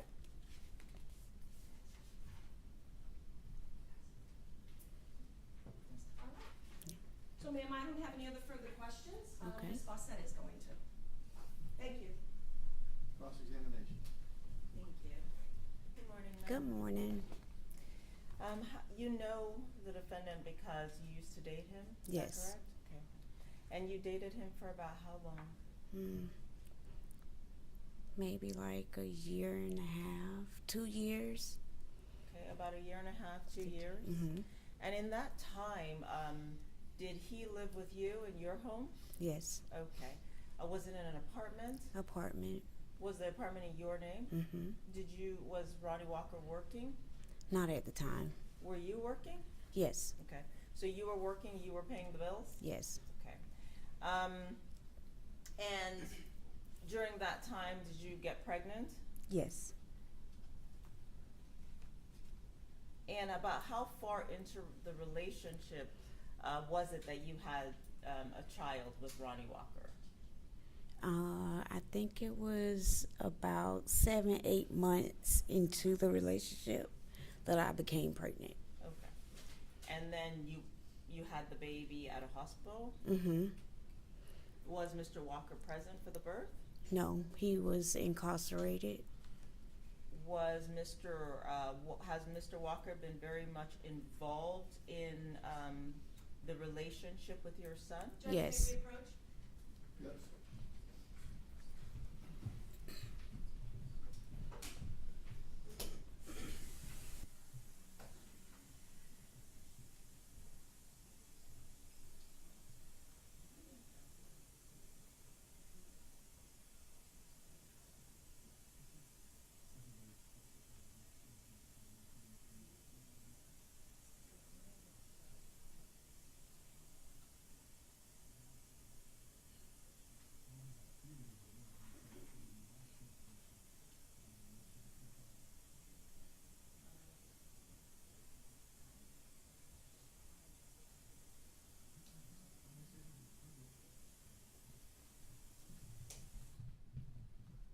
You may continue. Thank you. Now, you mentioned that your son, how old is your son now? 20. 20. And in the time, has Ronnie Walker spoken to your son? Yes. Okay. About how often has he spoken to your son, to your knowledge? They speak whenever they can. They speak a lot. I mean, as much as they can, Okay. they speak. Yes. In the 20 years of your son's life, has Ronnie Walker played an active role in your son's life? Judge, objection. You can just answer yes or no. Yes. You can. He has? Mhm. Okay. How so? He speaks to my son as much as he can. He talks to him. He try to encourage him, stay out of trouble. You know. Okay.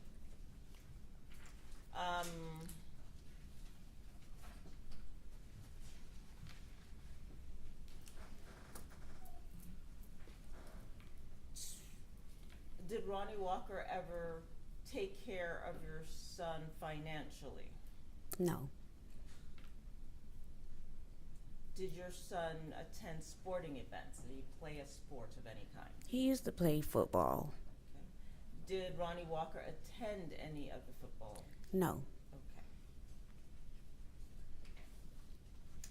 Did Ronnie Walker help your son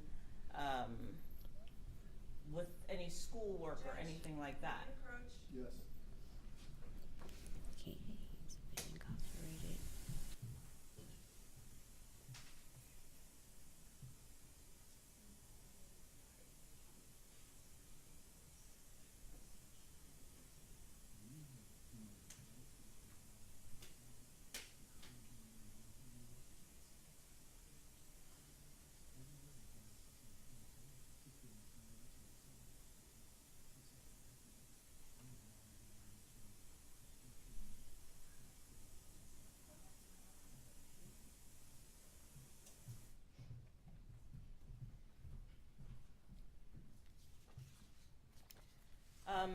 At any point when you've been raising your son, have you ever had to take him to the hospital or for doctor visits or anything? Yes. Did Ronnie Walker attend any of those visits? No. While he was attending school, was there ever a time you had to go to the school to speak to the teacher or principal, or just regular events with your son? Yes. Did Ronnie Walker attend any of those events? No. Judge, if I can have a continuing objection to what was discussed. Same Thank you. rule. Did Ronnie Walker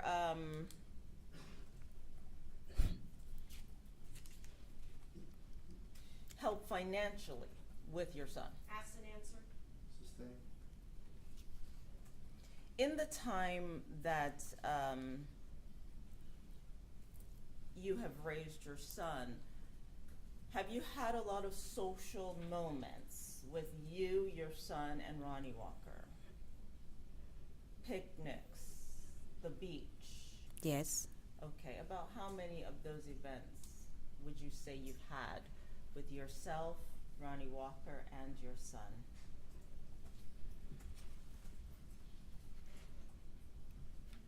can't count. I can't give you a specific number, but it's been plenty. It's been what? It's been plenty of times. I can't give you an exact number, Okay, so but I mean, we have done things together. such as what?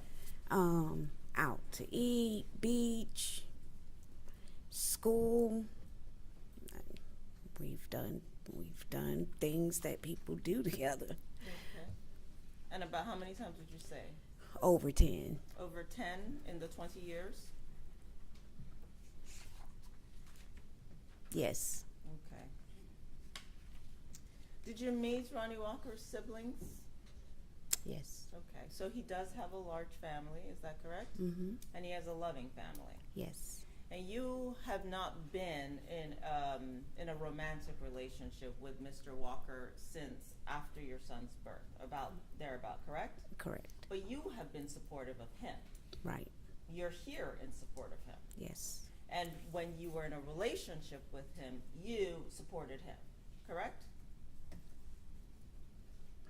Yes. And in all the time that you have known Mr. Walker, have you ever witnessed him have a seizure? No. Did you ever rush him to the hospital at any point in time? No.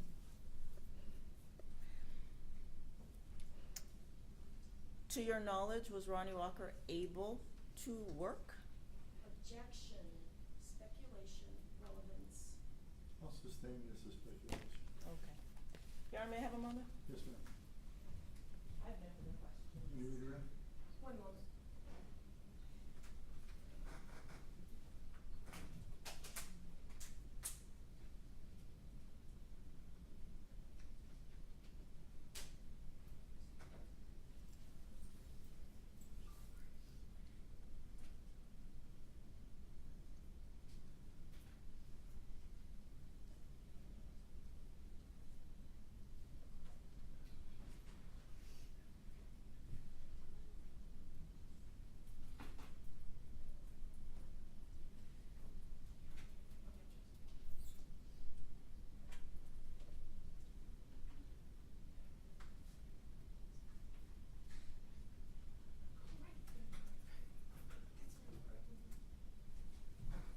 Just one more question for you.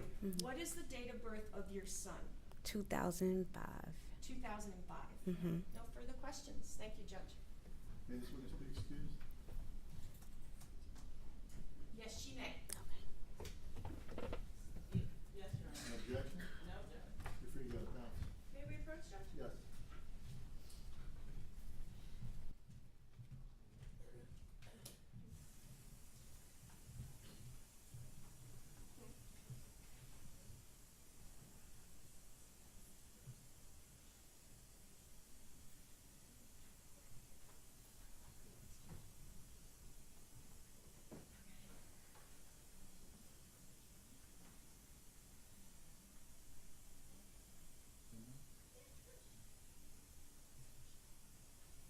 Folks, we're gonna take another 10-minute recess, and then we'll get back at it. Thank you. Court will be recessed. All rise, your executive.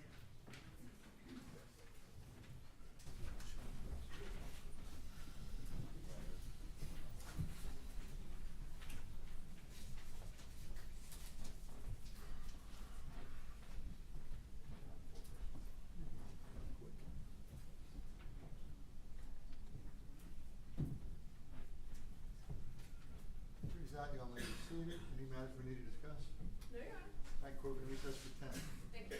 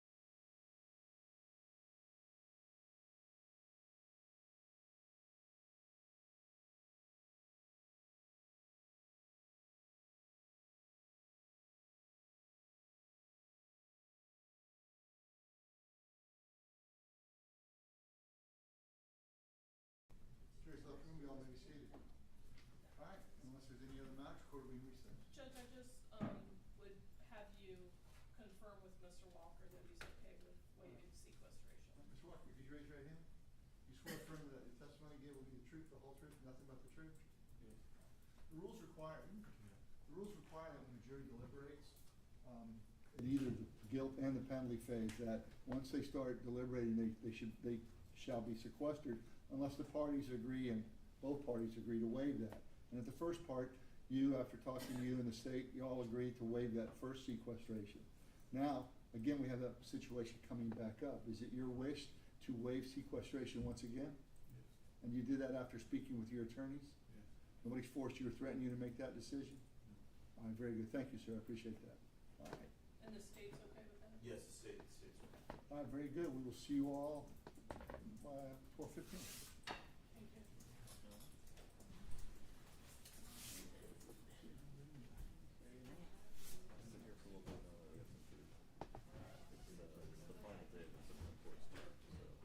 Yeah, they released something good this morning. Yeah, I'm watching a live blog of releases. Anything else you want to say? No, we're just, Trump thing. He took away Medicaid.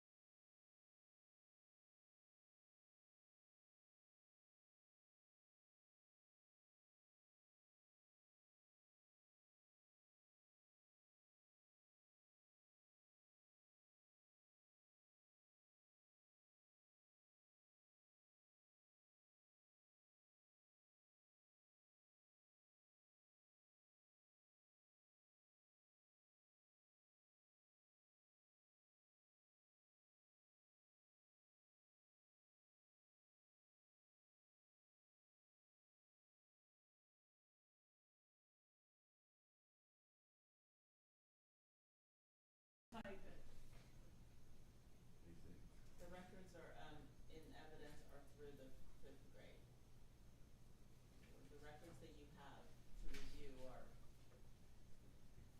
up until the defendant's fifth grade. Up until the sixth grade. Yes, that's fine. What does it say again? The school records and evidence pretty much up to the sixth grade. That's fine. We're comfortable with that. That's inaccurate.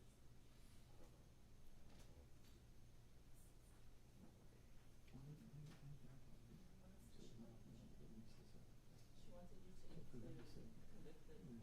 Oh,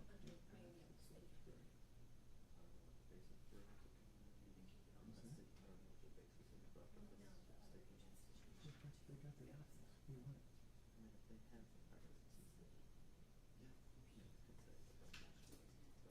They don't have the records.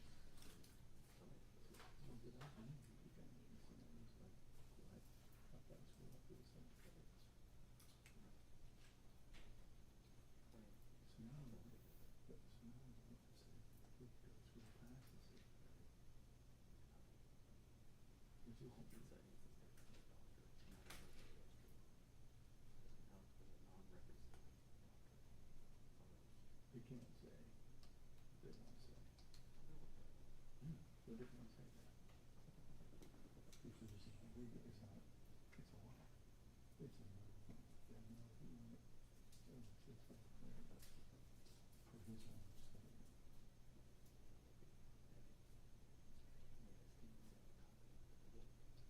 Right, I'm fine with it. You know, say it to the doctor, it's not wrongly. And now they're going to state and make it consistent with the trial record. And to which That's a different objection. The instruction shouldn't say this.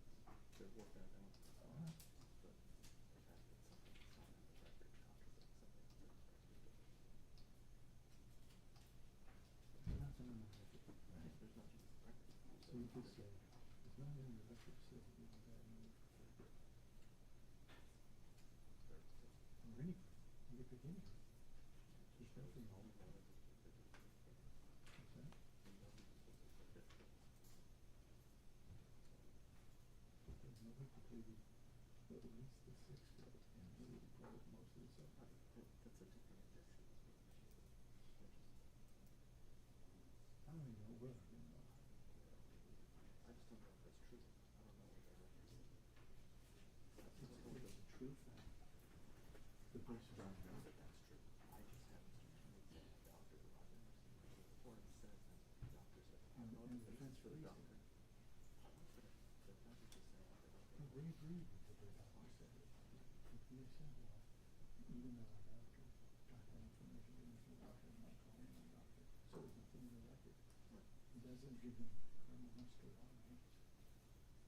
No, that's right. That's my element to this. Correct. Okay.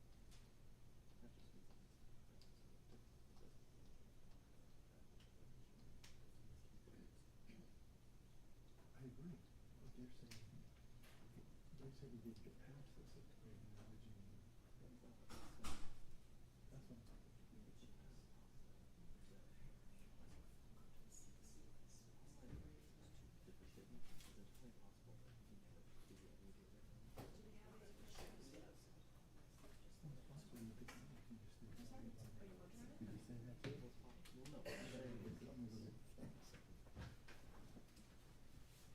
You're gonna email that to my J, right? Emailing it, right. All right. You want me to? Yep. So, do you want me to include? I'll get it. She doesn't want to be included.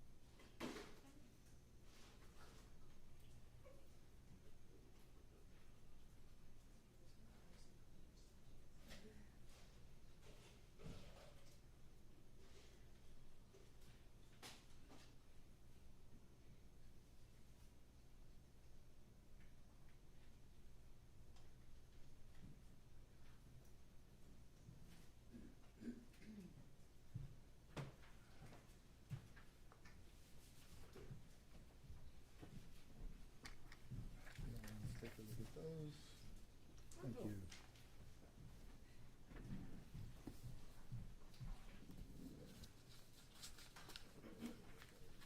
What's that? Yeah. Well, they forgot to put the felony on the, on the No, net. I know.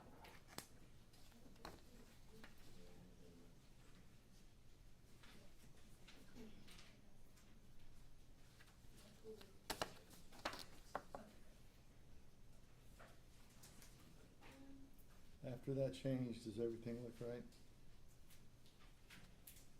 It does, Judge. I just, renew any motions filed specifically to my proposed instruction of mercy, which is in the record. All right.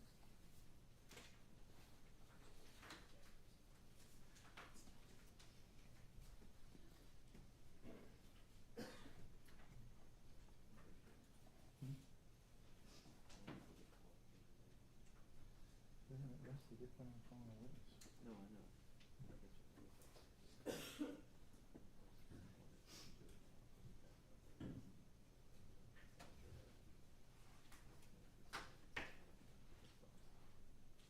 I mean, that's premature. But any word on We'll the, be resting. Yeah. are you gonna rest? All Yeah, right. we're not. Have you had an opportunity to speak to We've Mr. tried. Walker about the colloquy, or about the? Yes. All right, Mr. Walker, I previously put you under oath. I'm asking now at this point, you understand you had a right in this phase also to testify or not to testify as well? And have you discussed with your attorney which option you'd like to take? And what would you like to do? Okay, very good. Nobody's forced you or threatened you to make that decision? All right, thank you, sir. All right, I guess we're ready for the jury.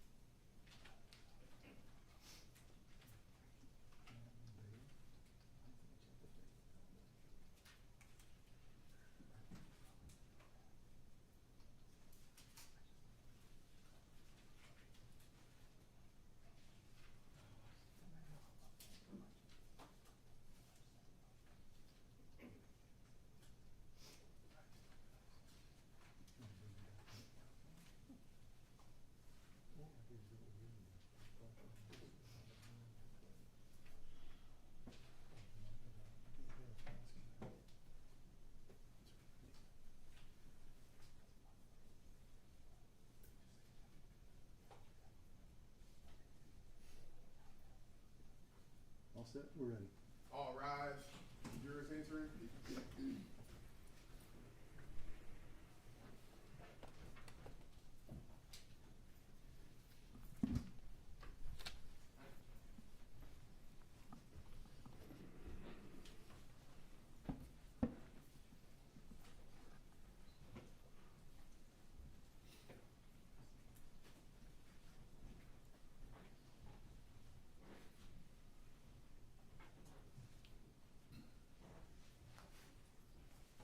Jury's back, y'all may be seated.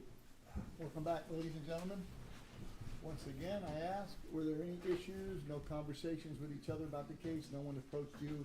You didn't approach anyone by any means, and no media contact? All right, very good, thank you. Members of the jury, you have heard all the evidence and the argument of, what? Judge. She's active rest. You already did the argument? I got rest first, right? But not. Okay, I understand that. What says the defense at this point? All right, we're gonna be closing? Yes. Go ahead, Are you? whenever you're ready. The,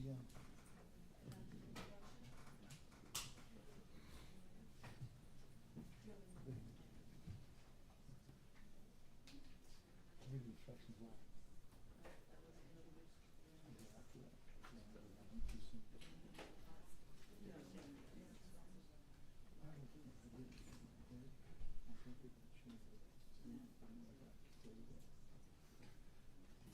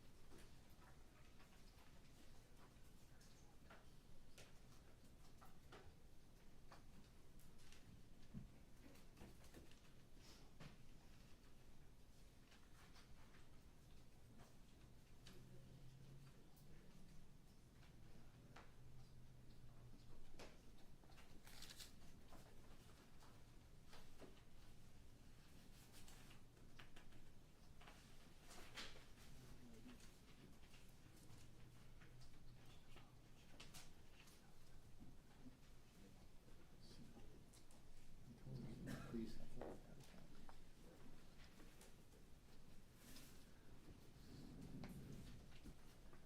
I'm not changing anything on this. Sweep it up and figure it out.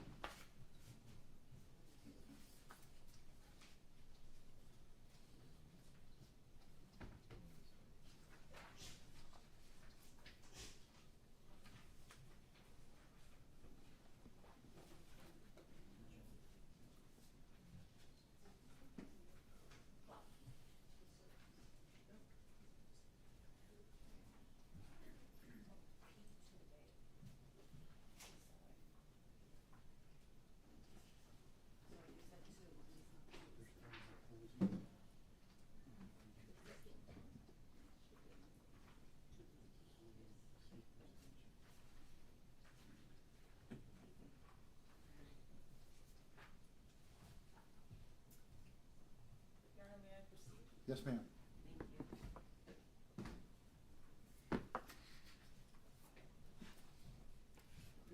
May it please the court, counsel, members of the jury.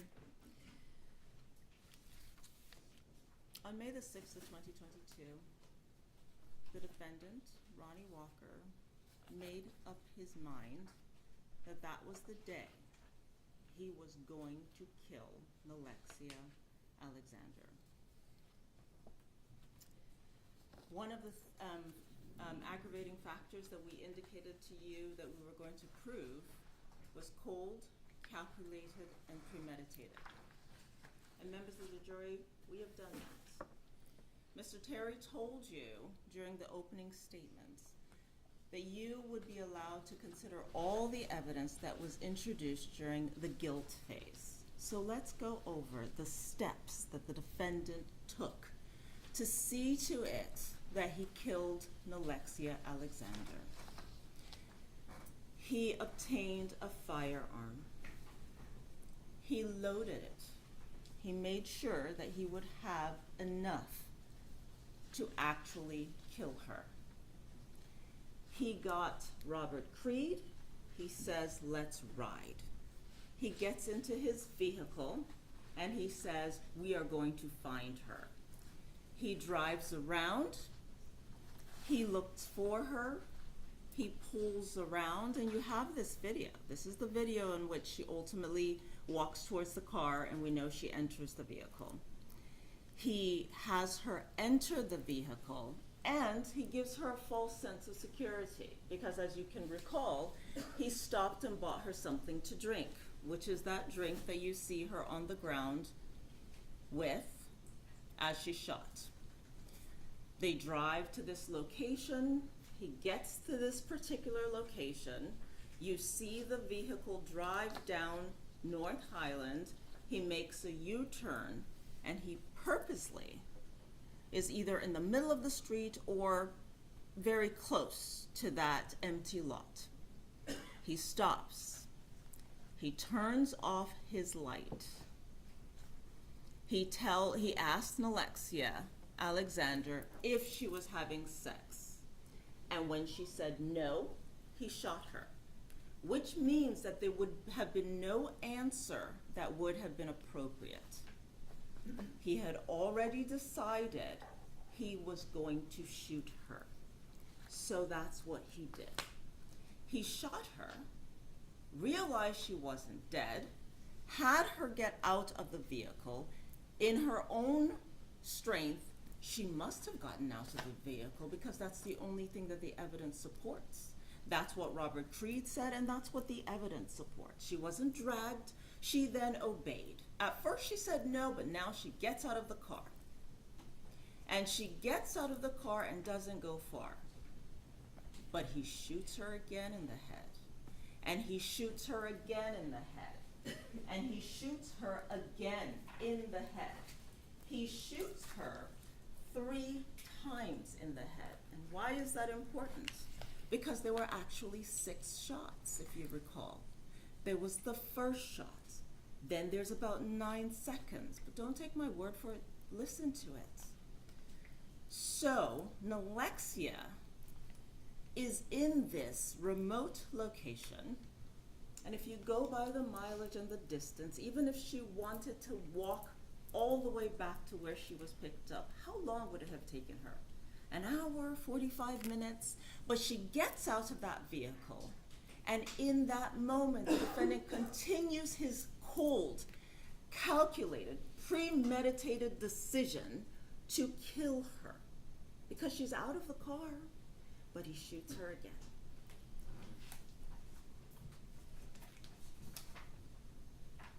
And this is how we find Alexia Alexander. And here is the drink that he bought for her.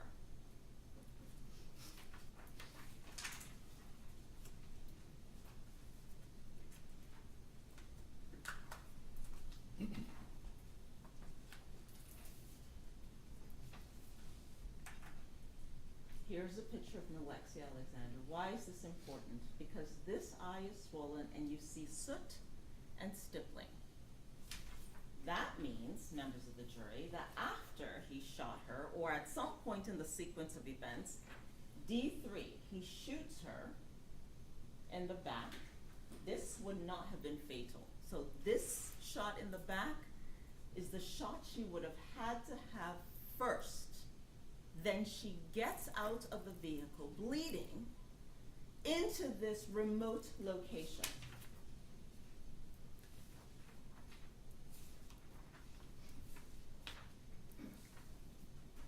But he shoots her again, D7.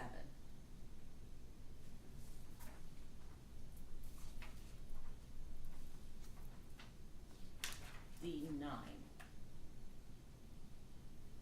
Right in the cheek.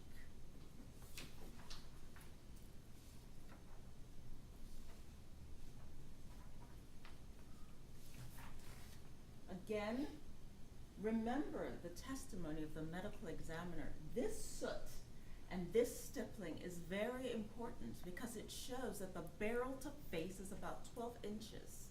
That's what we're talking about. This is somebody who would have had to bend right over and pull the trigger. Ronny Walker elected to do that.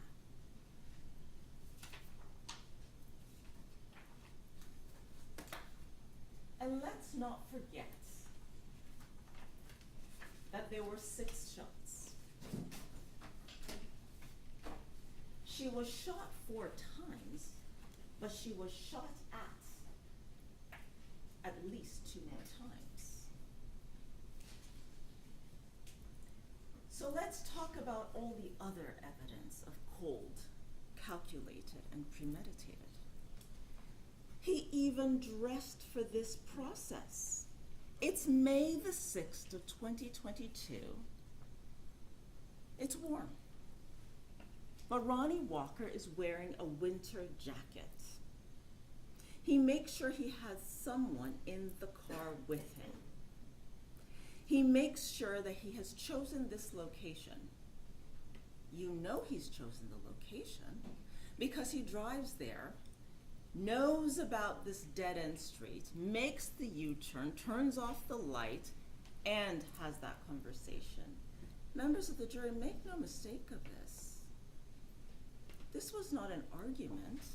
This is him asking her a question. Are you having sex?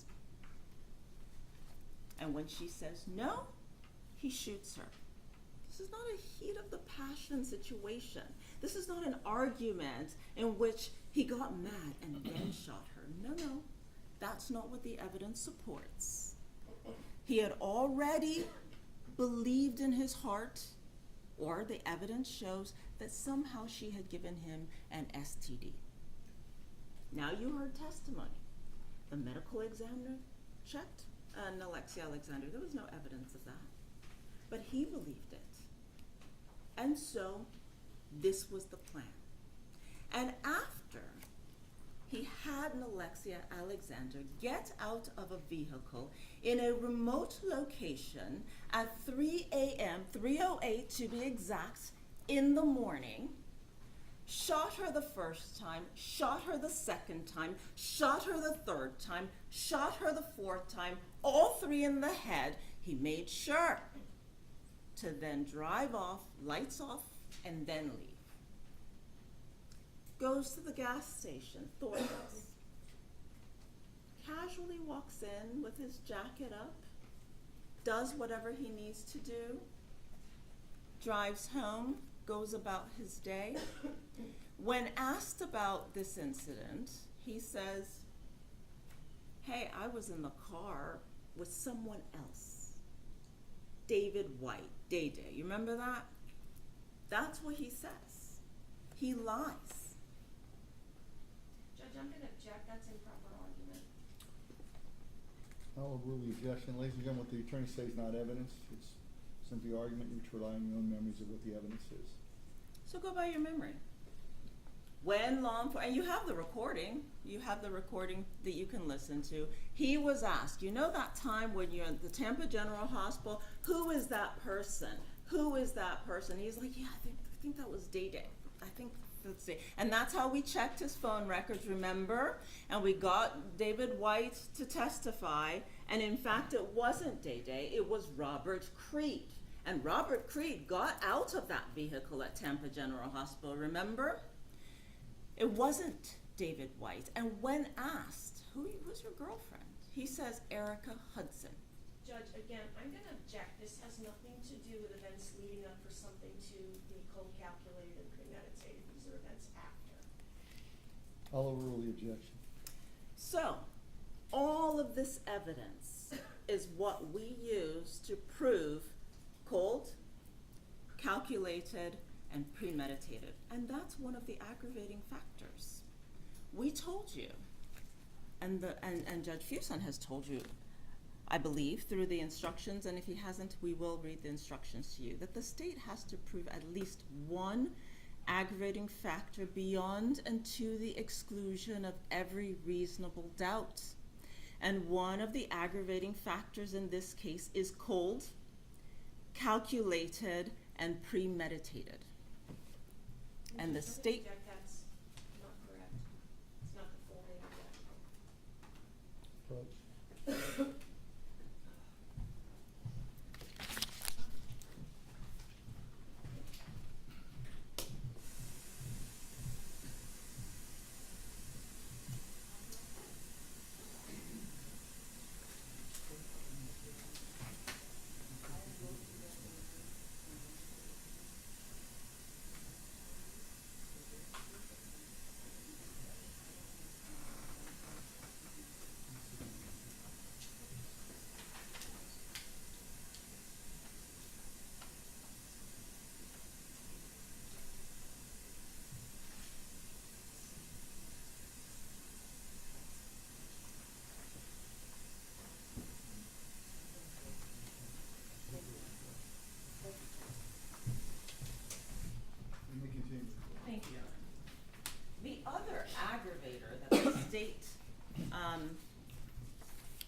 noted that we would prove beyond a reasonable doubt is the prior violent felony.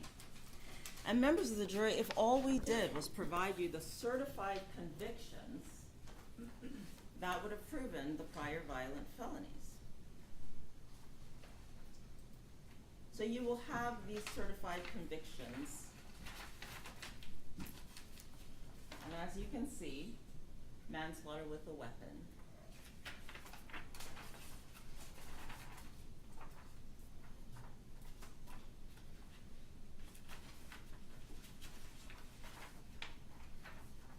And burglary of a dwelling with assault or battery, and robbery with a firearm. Now, you did hear from Raymond Lee, and he told you how this event occurred. He said that on October the 23rd of 2003, he was at home with his little girl and his girlfriend, Elaine Caldwell. Elaine Caldwell was in her bedroom doing her hair. He had just clipped the nails of his little girl, and he's just minding his business in his own home when the defendant shows up with a gun, comes into his home, and into Elaine Caldwell's home, demanding money. Right? And he demanded the money. He got $500. He wanted more. He says, "Is there anyone else in the house?" They then go to Elaine Caldwell's room. And she freaked out. She was upset. She was scared.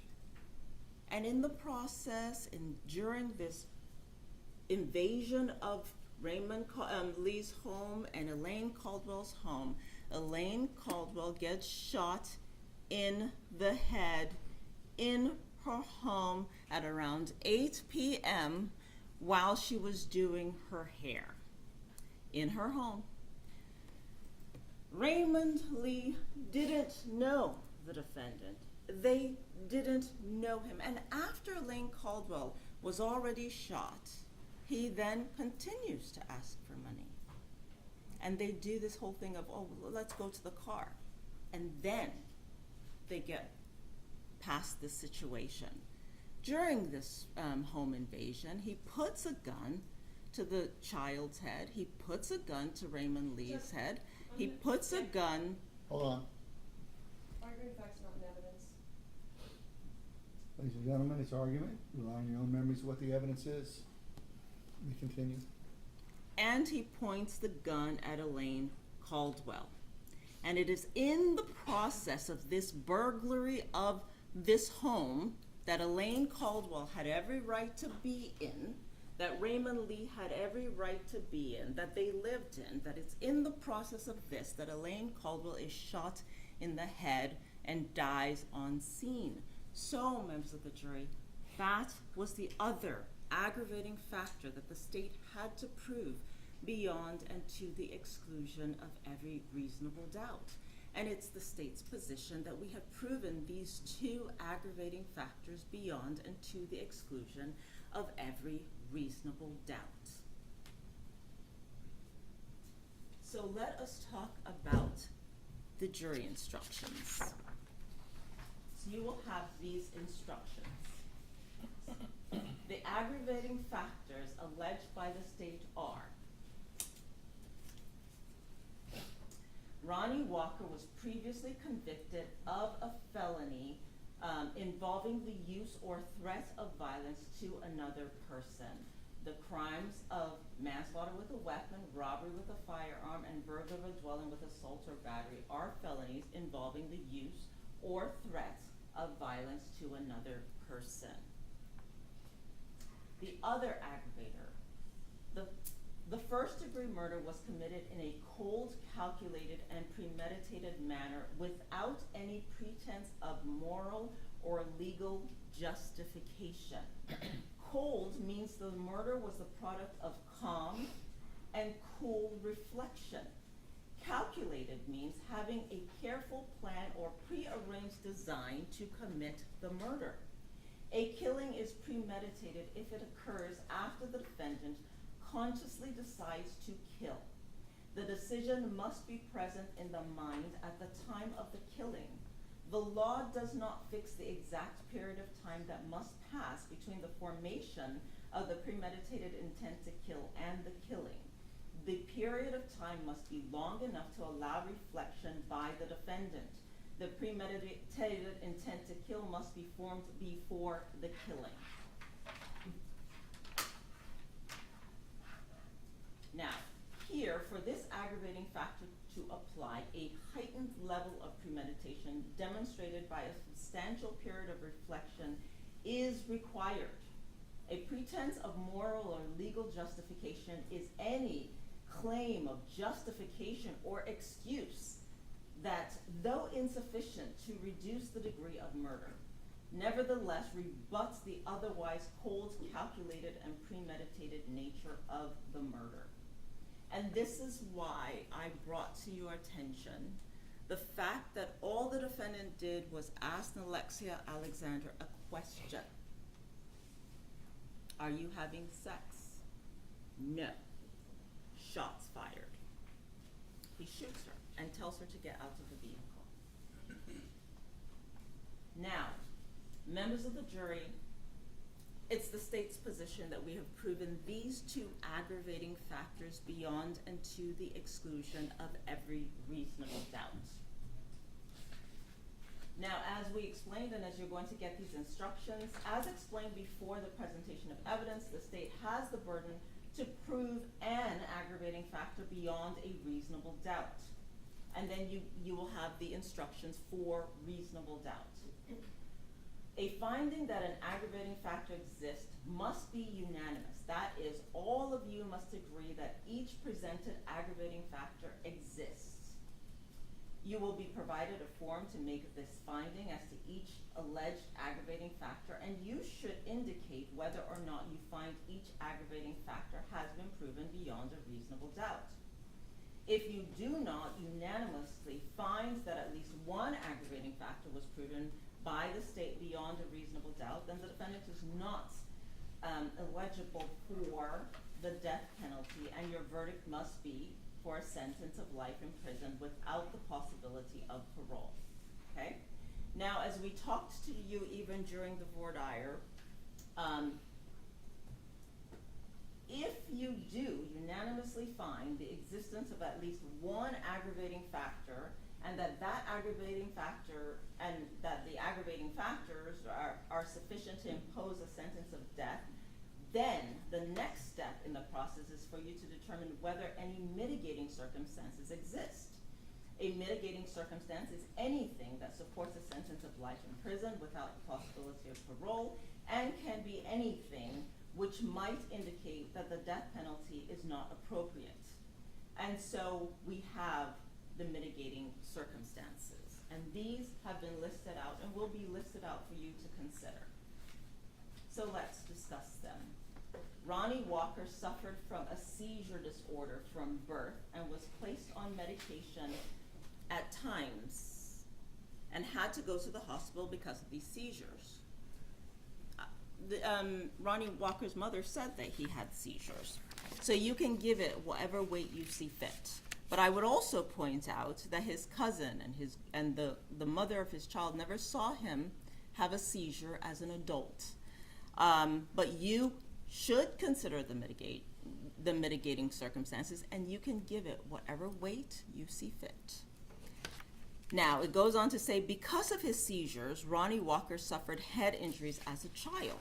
You can consider this mitigator and give it whatever weight you see fit. Ronny Walker was hospitalized with double pneumonia and bronchitis at the age of 6 months. That's something for you to consider and give it whatever weight you see fit. Ronny Walker was sick as a child and received treatment at USF Health. Ronny Walker never knew his biological father, and witnesses have said this affected him. Ronny Walker was initially raised by his mother, a single parent. Yes, he was, members of the jury, but you also heard from his single mother, who always has supported him, who came here supporting him, always does. She always had a home for him to stay at, always took care of him. But yes, the evidence does support that he was raised by a single mother and a big family, people who loved him and supported him, and a community. So you can give that whatever weight you deem appropriate. That his mother suffered mental illness, she did say so, but she indicated that that would have been after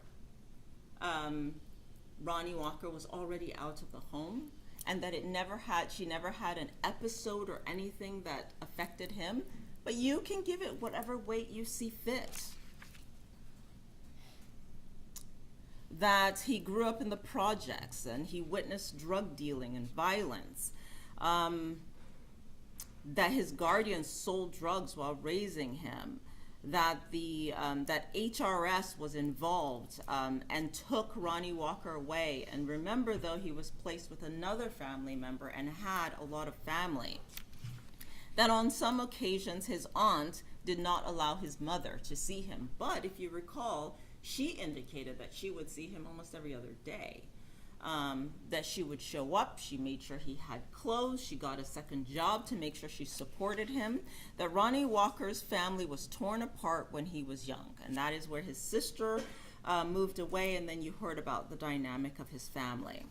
That he attended 5 different schools, that the school records and evidence reflect up to the 6th grade. That his school records verify he was found and placed as severely emotionally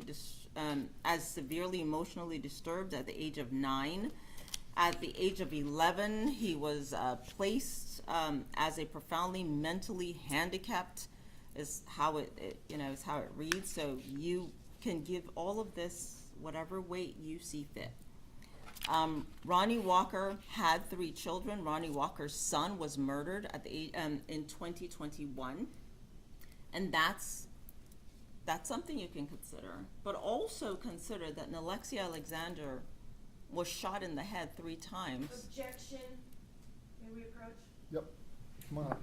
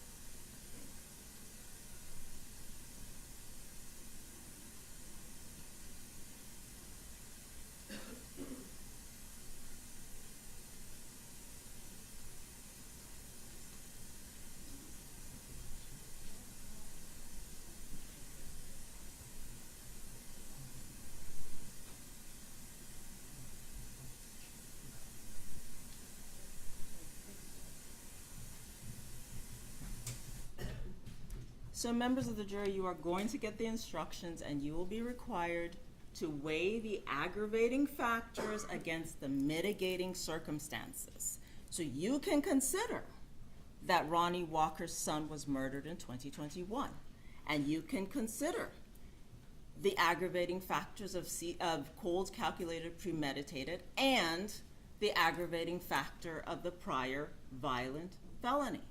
You can consider and weigh the aggravating factors against the mitigating circumstances. That Ronny Walker was greatly affected by his son's death and would frequently visit his grave. That his grandmother died around the time his son was murdered. That his other son, is currently in prison. That he is supported by his mother, his siblings, his cousin, and additional family members.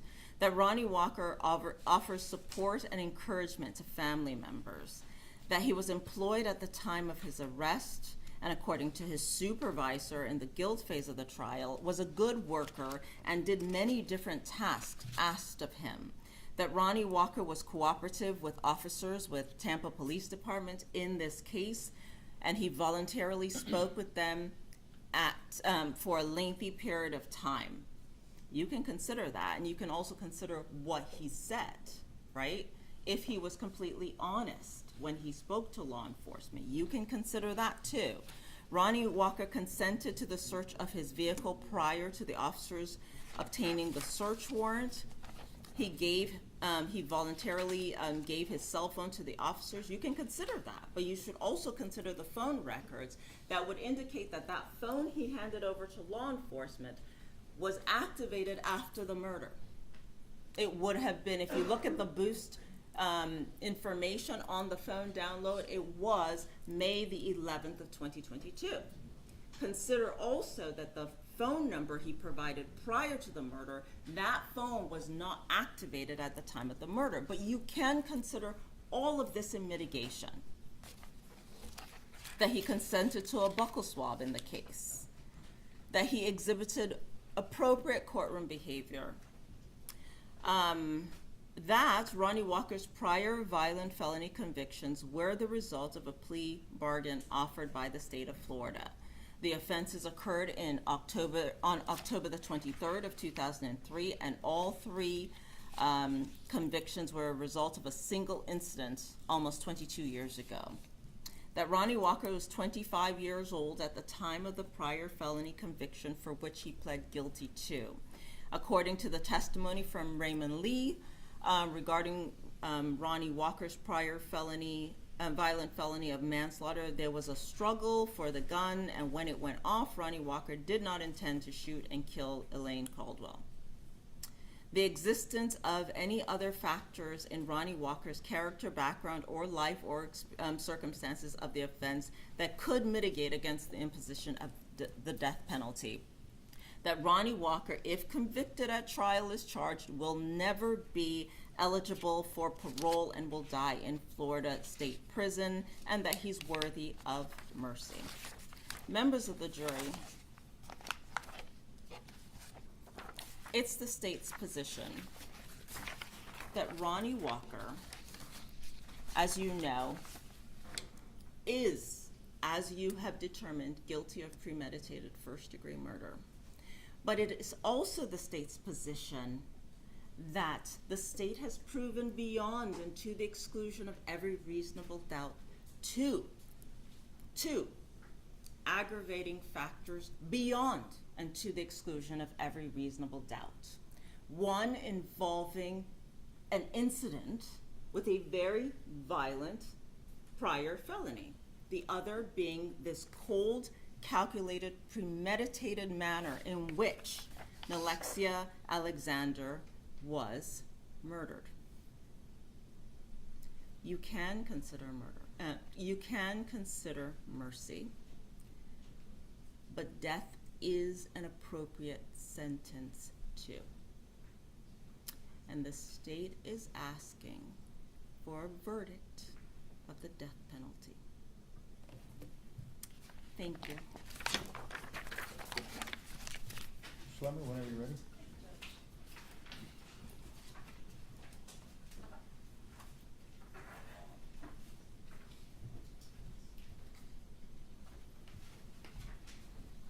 Please, the court, counsel.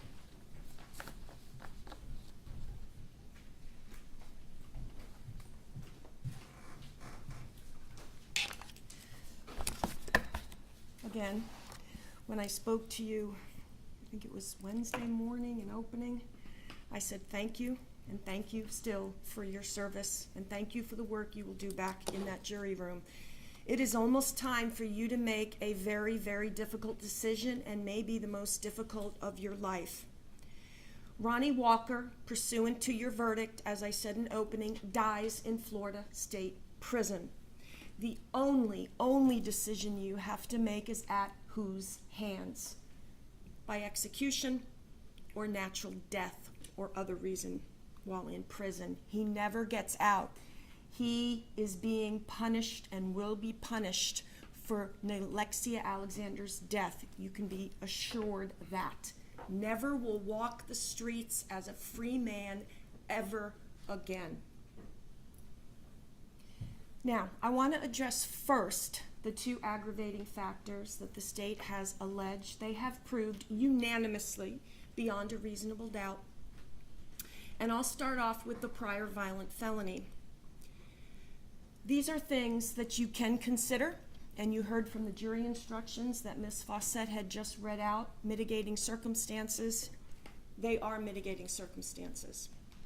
The prior violent felony is an aggravating factor under the law in the state of Florida, but you can consider this information. This incident occurred in October of 2003. Mr. Walker was 25 years old at the time. This was 22 years ago, and I'm not excusing it. Please remember that. Not excusing the actions of the prior violent felony, nor excusing any actions, as I mentioned in opening, concerning the death of Alexia Alexander when we present the mitigating circumstances to you. Mr. Walker took responsibility for those actions and he pled guilty. You saw that on the judgment and sentence, and the judge told you that. Ms. Fawcett continued to say the quote, little girl. Well, remember back to the evidence, you never heard it was a quote, little girl. No, that might not make much of a difference to you, and certainly, again, I'm not excusing what happened, but that is just something that I point out to you. Also, if you remember Raymond Lee's testimony, he didn't even know that Elaine Caldwell had been shot when they all went outside. This was a robbery and a burglary that went horribly, horribly wrong back in 2003 for the death of Elaine Caldwell. Robbery and burglary are illegal. I'm not excusing them either. But it was a robbery and a burglary that went terribly, tragically wrong. What is very important is Mr. Lee told you that Mr. Walker never pointed the gun at Elaine Caldwell and pulled the trigger. They had a struggle over the gun, and make no mind, I completely agree with Ms. Fawcett. Mr. Walker had no right to be in that home, no right to ask for where's the money, but he did not intentionally go in there and shoot Elaine Caldwell. Raymond Lee told you that, and he was there. They struggled over the gun, which Mr. Lee had every right to do, and it went off. And Mr. Lee told you he even thought it had went off in the ceiling. You can consider that, and that is one of the mitigating circumstances. A struggle for the gun, unintentional. Now I want to direct your attention to the cold, calculated, and premeditated without pretense of moral or legal justification. And I have to direct you back to some of the facts and evidence during the first portion of this trial for that, and I ask you bear with me. Ms. Fawcett has went through what needs to be proven for cold, calculated, and premeditated without pretense of moral or legal justification. And I'm going to go over the instruction again after I have reviewed the facts.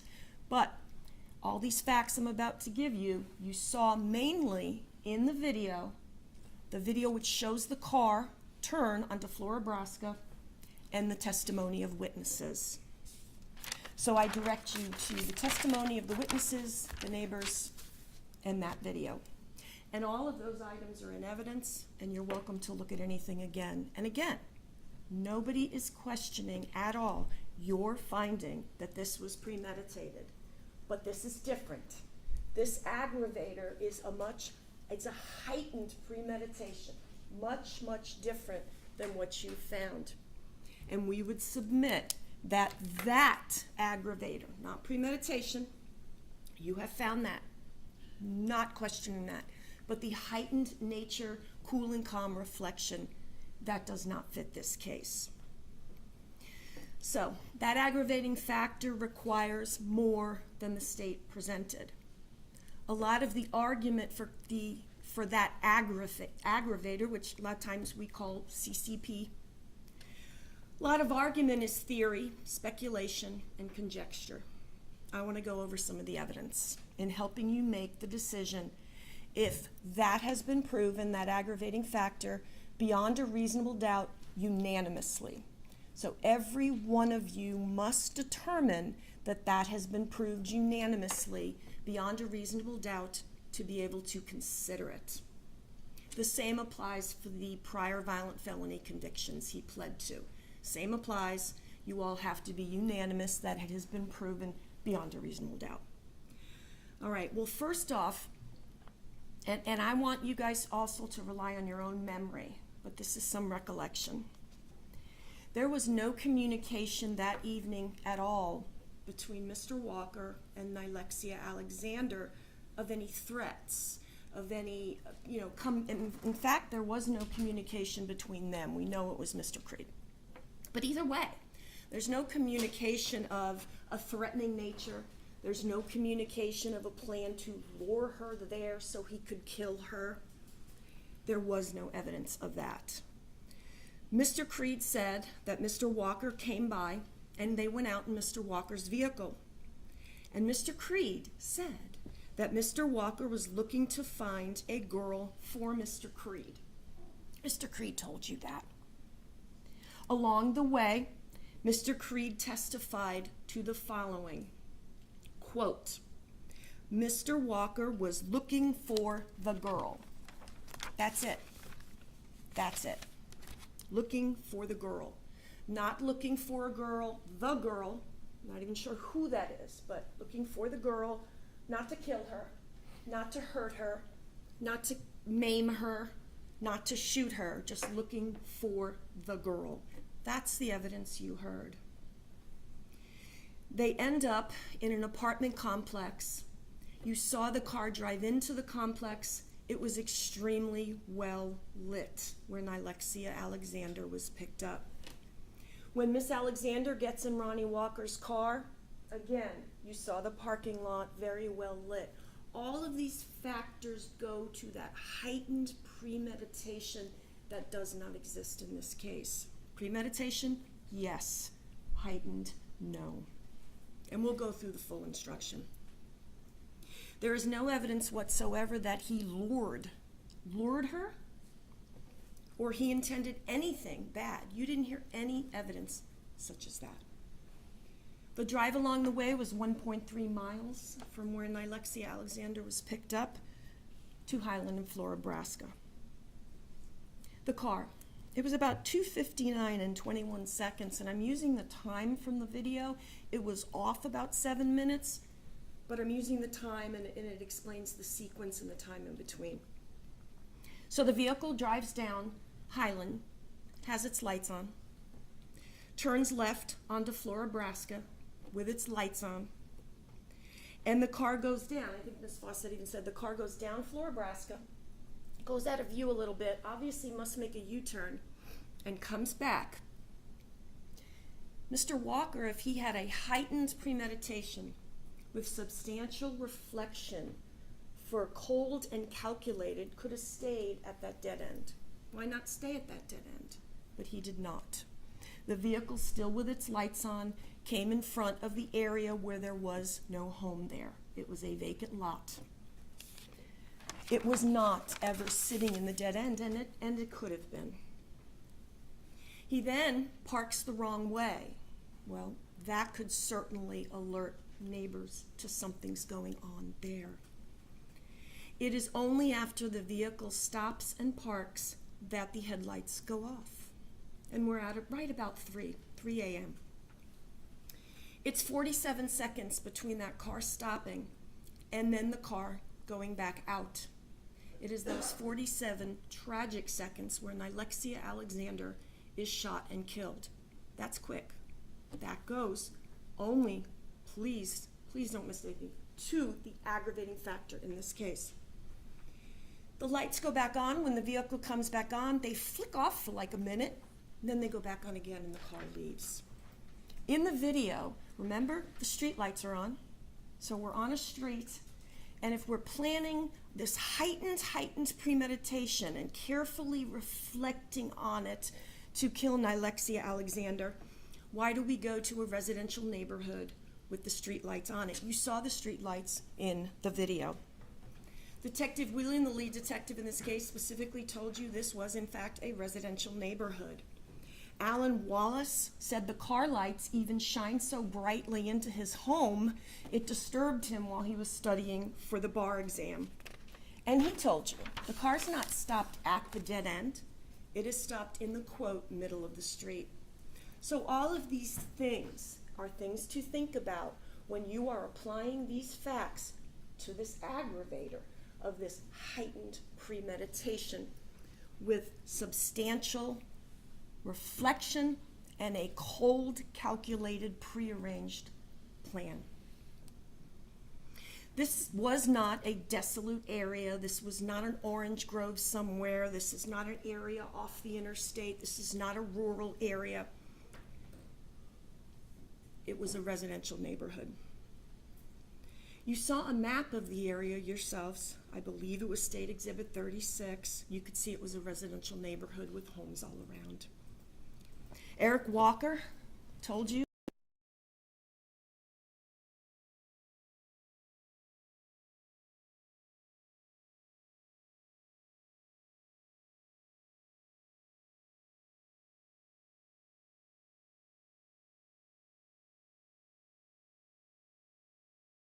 aggravating factor that he intended to kill her, wanted to kill her, was going to kill her, and what he was mad about.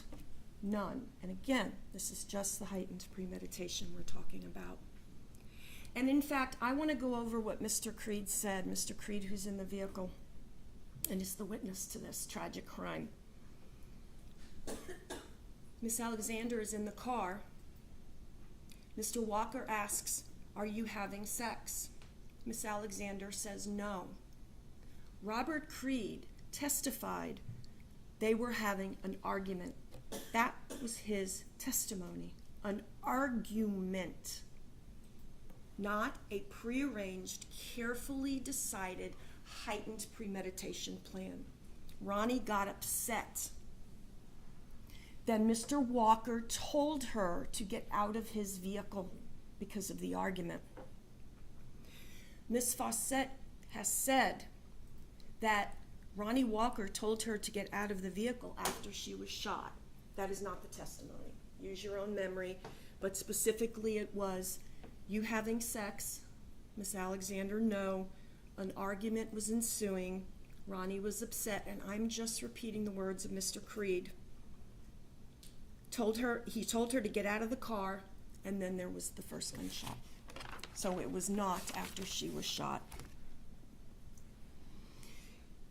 The medical examiner, since Ms. Fawcett talked about the gunshot wounds, we don't know what shot is what. She talked about the stippling. She talked about a second gunshot wound, a third or fourth, for your finding for premeditation. Fully understand that. But when we don't have a sequence, we have no idea in what sequence we had these wounds. Placed close to her face, the one gunshot wound with the stippling, we don't know if she's already unconscious. I hate to even regress these facts, but it is important for the aggravator. After Nylexia Alexander gets out of the car, we know she is shot and killed. She ends up in that lot. But we don't know after that point, we don't have any evidence that he's saying, yeah, I came here to kill her. I'm gonna, we don't have that evidence for the heightened premeditation. They have not proven beyond a reasonable doubt that cold, calculated, and premeditated without pretense of moral or legal justification applies. Ms. Fawcett talked about things such as it was warm, so he must have worn the jacket for this plan, this careful plan. He wanted somebody to be with him. That's their theory, that's their argument. So, cold, calculated, and premeditated without pretense of moral or legal justification is the aggravator in the state of Florida. And I want you to pay special attention to the definitions. Cold. Cold means the murder was the product of calm and cool reflection. Think about that. Calculated means having a careful plan or prearranged design to commit murder. Think about that. The next paragraph is defining premeditation, which you have found that Mr. Walker did premeditatedly kill Nylexia Alexander. So you will get that definition again. Then it continues on for the aggravator in this case. However, for this aggravating factor to apply, a heightened level of premeditation demonstrated by a substantial period of reflection is required. The state has not proven that. Premeditation, yes, you have spoke out, but not a heightened premeditation, that there was calm and cool reflection or a careful plan or prearranged design to commit murder. There just wasn't any evidence of that. In fact, the evidence from Robert Creed was an argument had ensued, and he told her to get out of the car. And again, I'm not justifying even the argument, but I have to point these things out to you when the state is seeking that as an aggravating factor. The last paragraph will be the definition of a pretense of moral or legal justification. Is any claim of justification or excuse that insufficient to reduce the degree of murder nevertheless rebuts the otherwise cold, calculated, or premeditated nature of the murder. That aggravating factor alleged by the state of Florida has not been proven beyond and to the exclusion of a reasonable doubt. And remember, all of you must find that beyond a reasonable doubt unanimously to even consider it and go to the next step. So, that is the cold, calculated, and premeditated, and we have talked about their other aggravator. We would submit to you that they have not proven cold, calculated, and premeditated without pretense of moral or legal justification. And we ask that you mark on the verdict form no, because again, it has to be unanimous. Let's turn to something very briefly. I just want to remind you, and the judge is going to go ahead and remind when he reads you the instructions in just a little bit. We heard letters. We heard from Ashley Alexander, Nylexia's mom, her grandma, and I think it was the principal at the school. I told you an opening statement. Wonderful family. Very compelling. But we talked about this a lot in jury selection. We talked about it, I believe, in opening, and the judge will tell you. They had an absolute right to come into this courtroom and talk about the effect of Nylexia's death on them and the community. But you cannot consider that in any way, shape, or form as an aggravating factor, period. So please, the judge will tell you that. This will be, as we talked about in jury selection, your individual moral decision you are about to make here in a little bit. One of the mitigating circumstances is mercy. You can give mercy no matter what you find in a case. Keep in mind, Mr. Walker is severely punished for what he did to Miss Alexander with life in prison without parole. That's it. That's the bottom of it. He will never walk free again as a free man. We talked in jury selection about a couple of things that I want to go over. Then I'm going to go through some of the jury instructions with you and the mitigators and then the verdict form. But remember the law in the state of Florida during this phase. The law in the state of Florida never ever requires a death sentence, no matter your finding. Even if you had found 5 aggravators, if the state had 5, and no mitigation is presented, the law never requires you to come back and vote death. Each juror makes an individualized moral decision. You deliberate Go back there, you'll have the verdict forms, the instructions, talk about it. But you make your own individualized moral decision. Mitigation is any reason to choose life or to not choose the death penalty. This case is not the rarest of them. This case is not death penalty. This isn't a case where the aggravation is the most. You have the most aggravation and you have the least mitigation. But the judge will talk to you about the jury instructions and you'll have that back with you. You each get to decide what's mitigating. You can find something mitigating on your own that we did not even present to you. You may always lawfully vote for a life sentence because it is never required, as you know, and it does not matter what the findings are when you go back to that jury room. You may always lawfully vote life without the possibility of parole. You're never required to justify your vote, and all of you have the right to be treated with dignity and respect. And we were talking about that back in jury selection. And each of you finally has a legal duty to get your individualized moral decision onto that verdict form and into the courtroom. Because remember, it has to be unanimous if it in fact is going to be the death penalty. You all would have to say unanimous. One juror, 2 jurors, 3 jurors. But it has to be unanimous to seek the death penalty or to come back with a verdict of the death penalty. 1 juror with an individualized moral decision, 2, 3. But it has to be unanimous. All right. We'll go over a little bit about some really important parts of the jury instructions. The judge will, in fact, give you an instruction regarding the evidence you heard or the victim impact statements you heard from Nylexia's family, and he will specifically advise you, you must not consider this evidence as an aggravating factor. He will tell you how the state does have the burden of proof to prove the aggravating factor beyond and to the exclusion of all reasonable doubt, and it has to be found unanimously by the entire jury. He will give you the definition again of what reasonable doubt is, as he gave you in the first stage.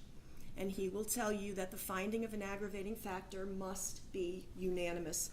All of you must agree that that aggravating factor exists and has been proven beyond and to the exclusion of a reasonable doubt.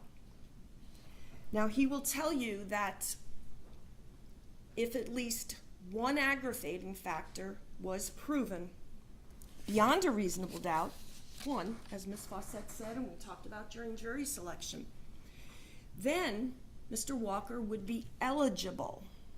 So they have to prove at least one aggravating factor unanimously beyond to the exclusion of a reasonable doubt. If you don't find the aggravating factor unanimously beyond a reasonable doubt, you let the court know that. And we're going to go through the steps because there's multiple steps you'll even see on the verdict form. So, if you unanimously find that one or both of the aggravating factors alleged by the state were proven beyond a reasonable doubt, and Mr. Walker is then eligible for the death penalty, then you go to the next step and you have to make the additional findings. The next thing that you look at is going to be the mitigating circumstances.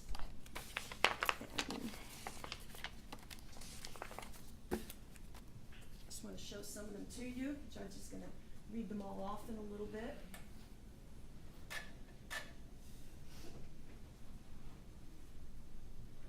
Remember, you can find your own mitigation. Find your own. It does not have to be something that we even presented to you. But the mitigating circumstances, and it says among the ones you may consider. And that's why you can come up and think of your own. Ms. Fawcett read each one of them off to you. But it's important. I'm going to try not to read each one. but she did read them all off to you. You will have them, and the judge is gonna have to read them off in a few minutes. But we certainly heard about his seizures, and we heard about his trips to the hospital, and we heard why those seizures started from Miss Hamilton.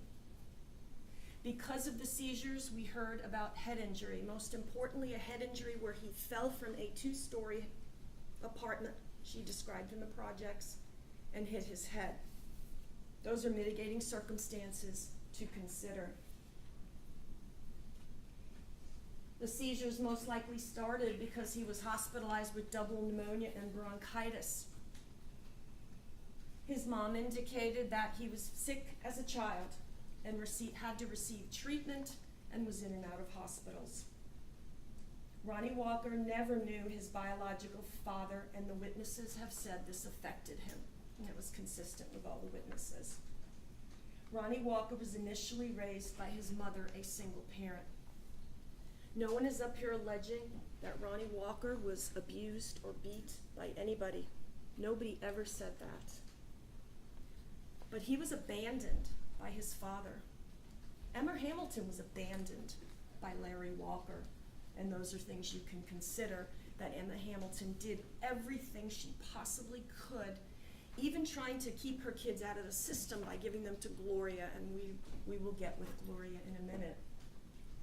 But he was initially raised by his mother, a single parent who had to do 2 jobs, and a mother who suffered from bipolar disorder and schizophrenia while raising him.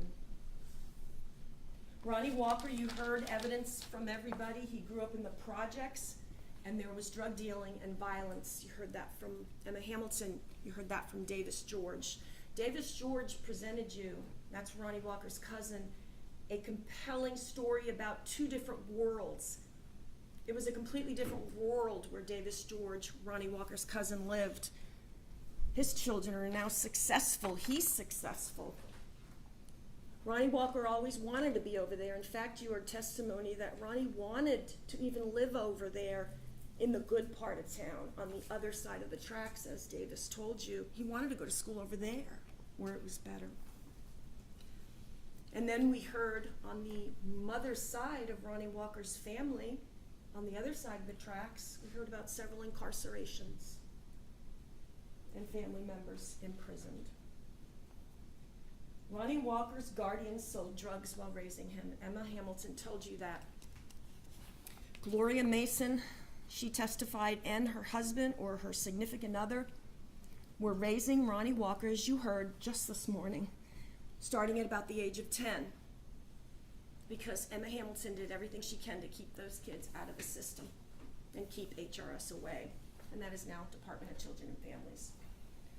But Gloria and her husband or her significant other were selling drugs from that home. And who was in that home? Ronny Walker.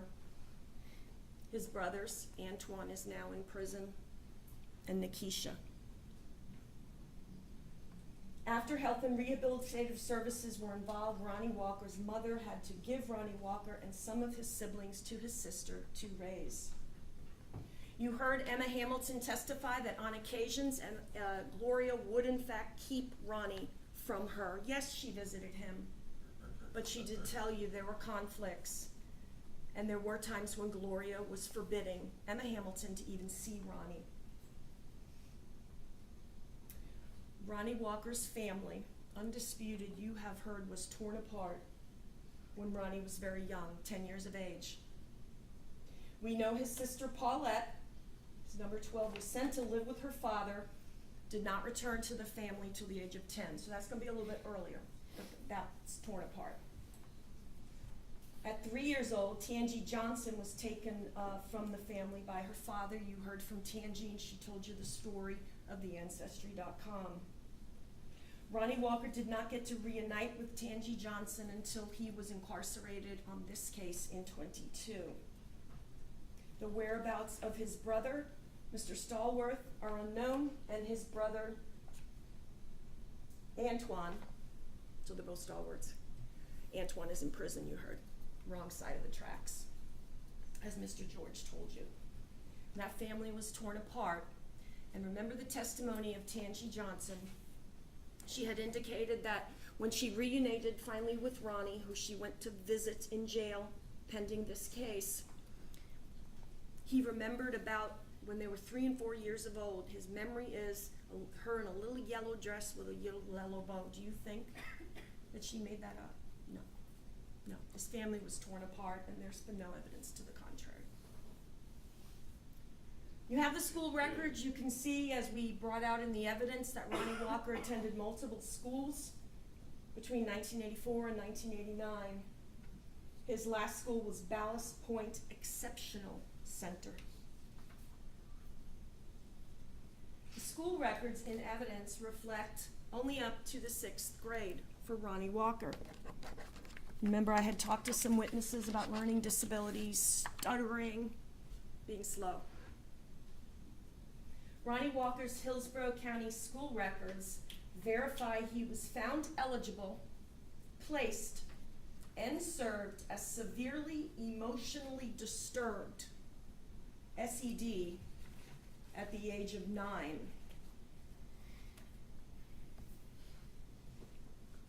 And that's right in the school records, which you'll have back there with you. They have been entered into evidence that he was found severely emotionally disturbed. Exceptional student information. At the age of 11, Ronny Walker was found eligible and placed as profoundly mentally handicapped. And that's also in the school records. Code 2150, and you have the sheet which shows 2150, profoundly mentally handicapped. That's at the age of 11. 11 years old. He's with Gloria at that time. 11 years old, so that's about 13 or so years before the tragic death of Elaine Caldwell. So you'll have all the records, and you can look at those.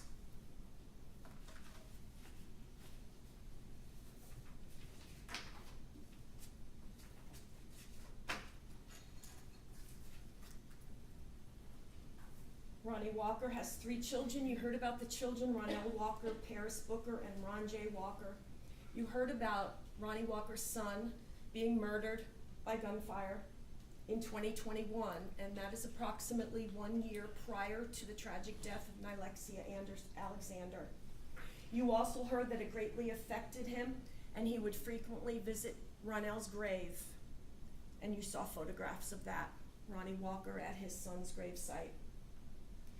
Ronny Walker's maternal grandmother, Thelma, died around that time as well, and Ronny Walker had been close with her.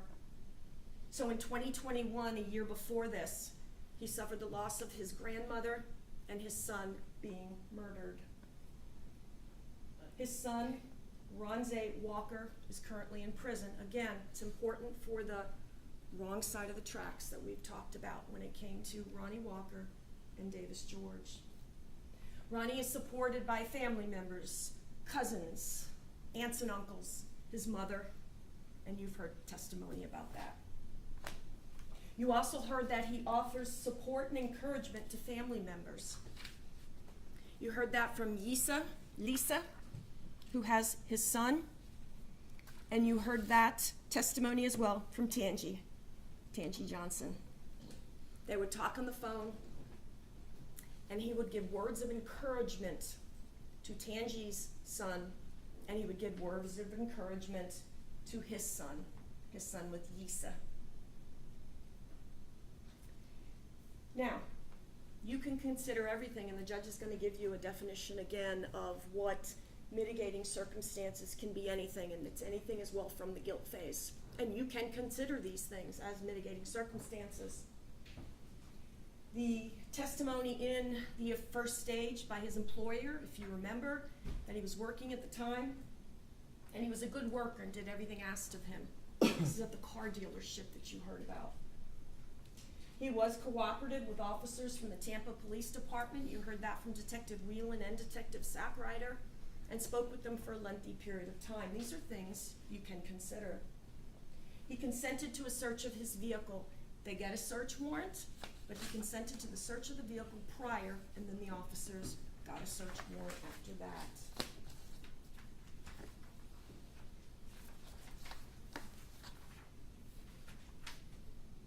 He volunteered his cell phone to officers during this investigation.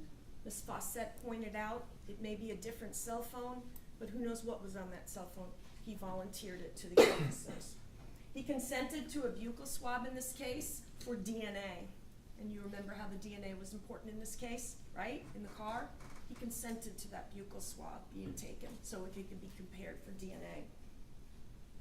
He exhibited appropriate courtroom behavior during this trial. You are allowed to consider that. Remember, anything is a mitigating circumstance, and you can find your own.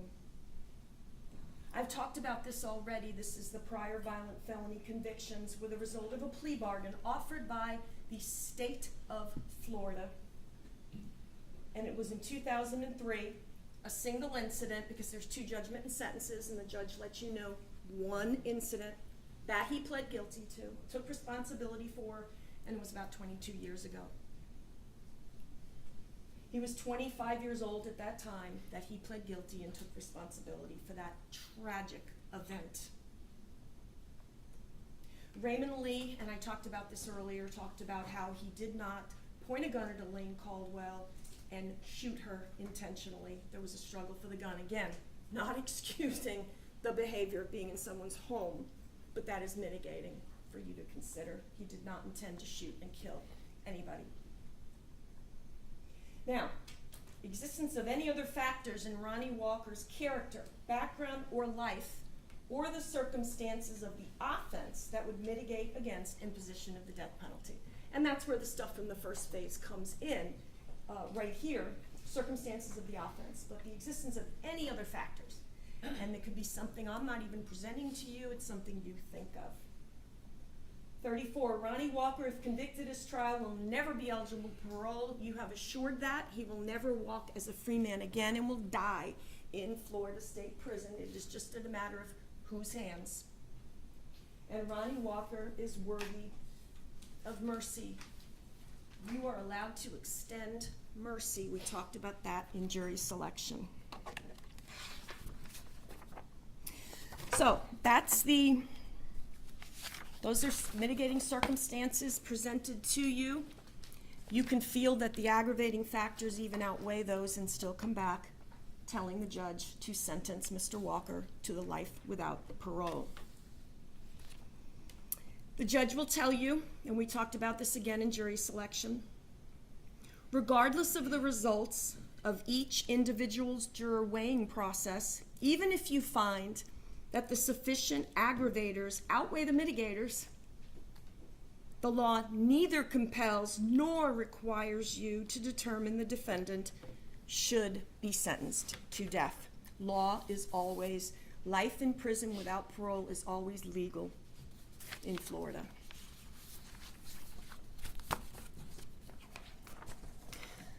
So that's our first step. We have looked at the aggravating factors. Are they proved beyond a reasonable doubt? And that has to be unanimous.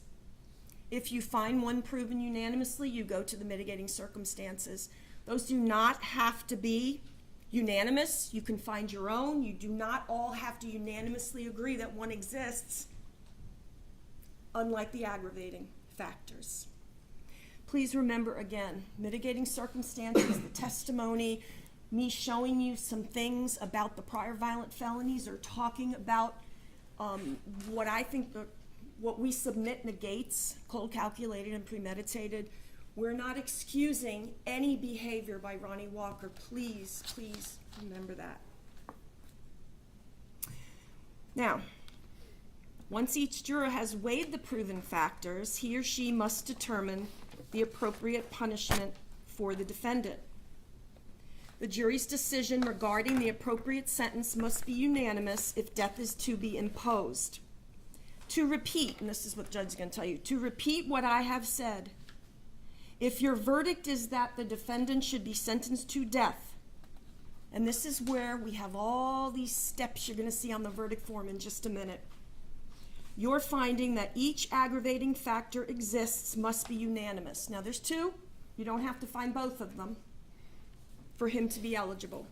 but the findings must be unanimous beyond a reasonable doubt. So that's number one. That's the first step. So is he eligible? That's the next step. Then he will tell you, you're finding that the aggravating factors are sufficient to impose death must be unanimous.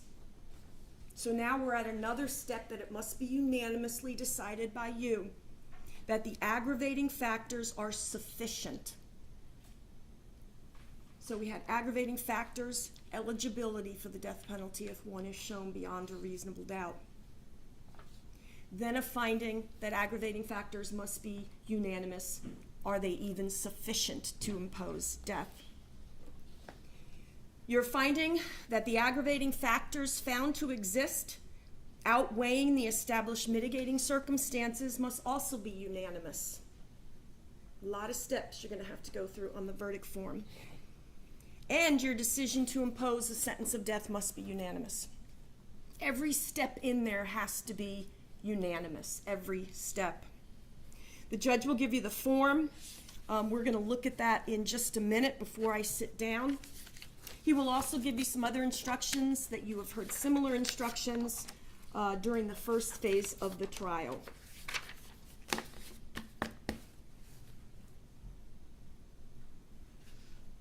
What I want to do now is show you the verdict form. It's the form the judge is going to give you in just a little bit for you to make your individual moral decision.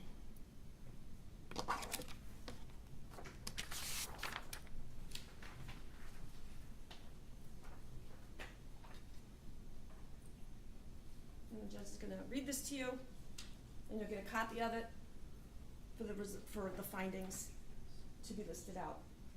So again, what's the first thing we're looking at? We're looking at the aggravating factors. 2 of them the state have alleged. You need to determine whether they have been proven beyond a reasonable doubt unanimously. It must be unanimous. That means each one of you to find cold calculated and premeditated without pretense of moral or legal justification must be unanimous for you to return that aggravator.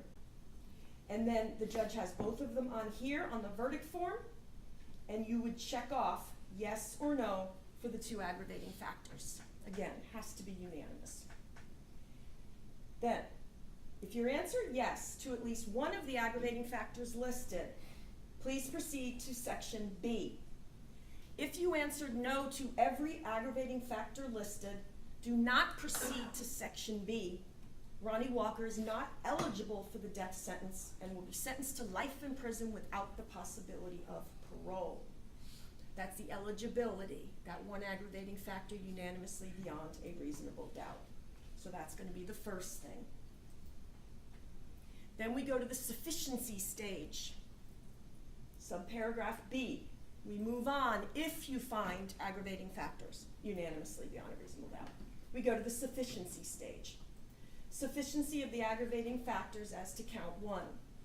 Reviewing the aggravating factors that are unanimously found to be established beyond a reasonable doubt, section A, we, the jury, unanimously find the aggravating factors are sufficient to warrant a possible sentence of death. So that's going to be your next step. Ags, eligibility, are they sufficient? Unanimous, unanimous, unanimous, unanimous. So if you say yes, you're going to keep going. If you answer no, that the aggravating factors are not sufficient to warrant a possible sentence of death, your deliberations are done. They're done if you didn't find any aggravating factors beyond a reasonable doubt unanimously. But when you get past eligibility with that and go to sufficiency, if you vote no, your deliberations are over and it will be life in prison without the possibility of parole, and just one of you in your individual moral decision can say life without parole. If you're continuing on because you have found the aggravating factors sufficient to warrant a possible sentence of death, then you're going to go and look at the mitigating circumstances.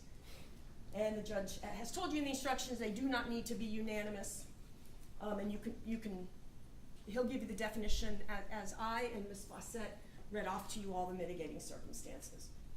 And you'll answer this question as well. one or more individual jurors find that one or more mitigating circumstances was established by the greater weight of the evidence, and you'll mark off yes and no. But regardless of your findings there, you always proceed. Regardless of your findings here with mitigating circumstances, you're always going to proceed now to D. We, the jury, unanimously find that the aggravating factors that were proven beyond a reasonable doubt, Section A, outweigh the mitigating circumstances established, Section C. So it walks you through it.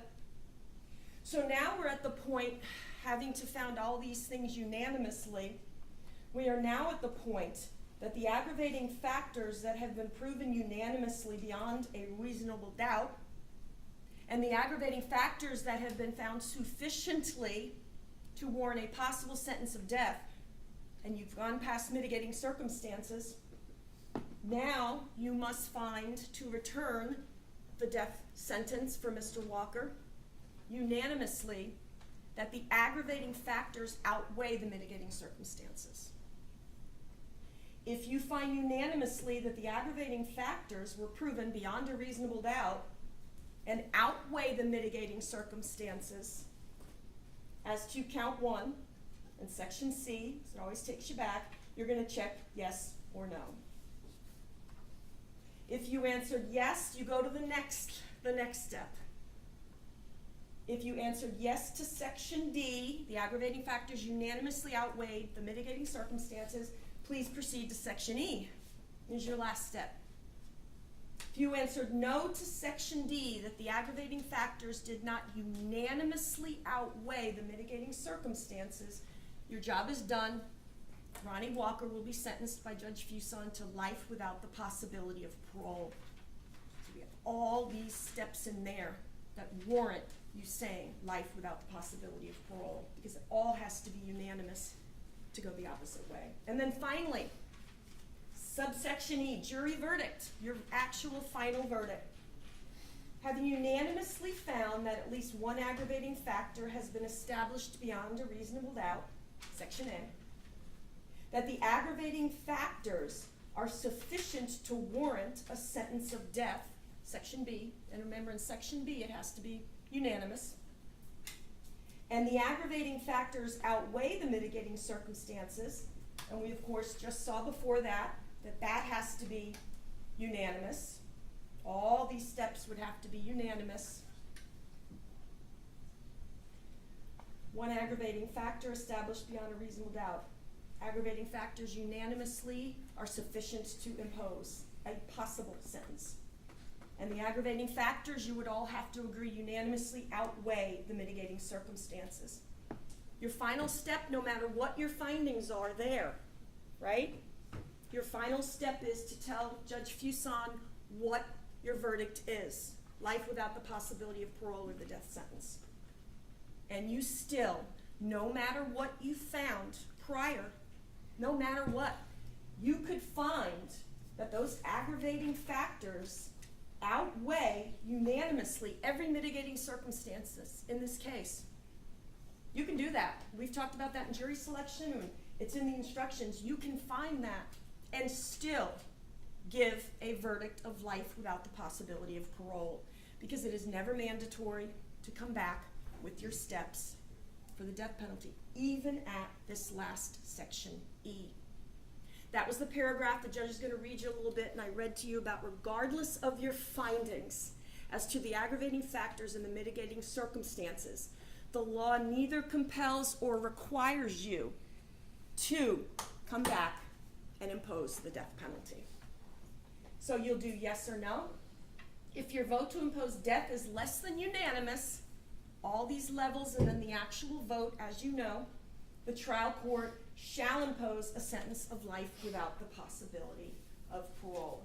So you'll have on the verdict form, go through all those steps. And I went through them enough, and you will get them again from the judge, and Ms. Fawcett talked about the steps as well. It's just important to remember that they all have to be unanimous, except mitigating circumstances, for you to ever come back and say the death penalty. And you never, ever, ever, no matter what, have to say the death penalty. So, if you simply see even a small spark of humanity in Mr. Walker, even if no one else sees it, you can give it the weight of life. And that is what we are asking Ms. Dunker, Ms. Bradley, on behalf of Ronny Walker and myself, to sentence him to life without the possibility of parole. And we thank you.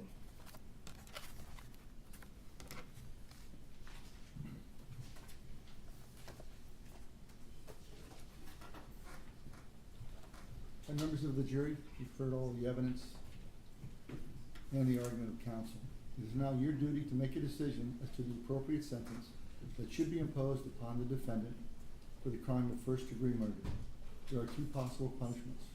Number one, life imprisonment without the possibility of parole or death. In making your decision, you must first unanimously decide whether the aggravating factors alleged by the state have been proven beyond a reasonable doubt. An aggravating factor is a circumstance that increases the gravity of the crime or the harm to a victim. No facts other than proven aggravating factors may be considered in support of a death sentence. The aggravating factors alleged by the state are: 1.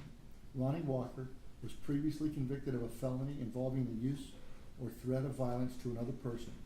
The crimes of manslaughter with a weapon, robbery with a firearm, and burglary of a dwelling with assault or battery are felonies involving the use or threat of violence to another person.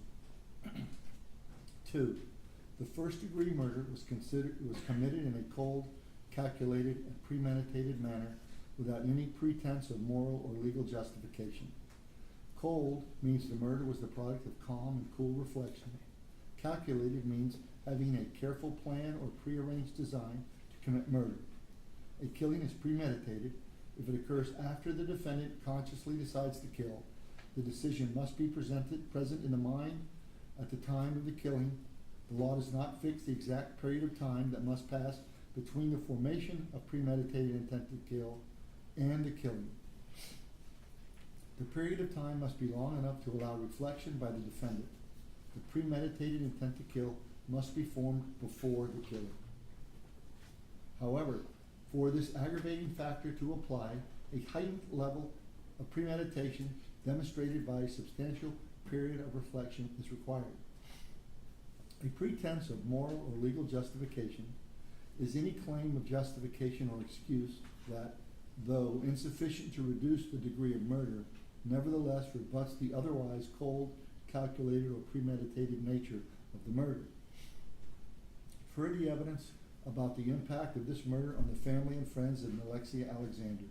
This evidence was presented to show the victim's uniqueness as an individual and the result of loss by Alexia Alexander's death. However, you must not consider this evidence as an aggravating factor. As explained before, the presentation of evidence, as explained before the presentation of evidence, the state has the burden to prove an aggravating factor beyond a reasonable doubt. A reasonable doubt is not a mere possible doubt, a speculative, imaginary, or forced doubt. Such a doubt must not influence you to disregard an aggravating factor if you have an abiding conviction that it exists.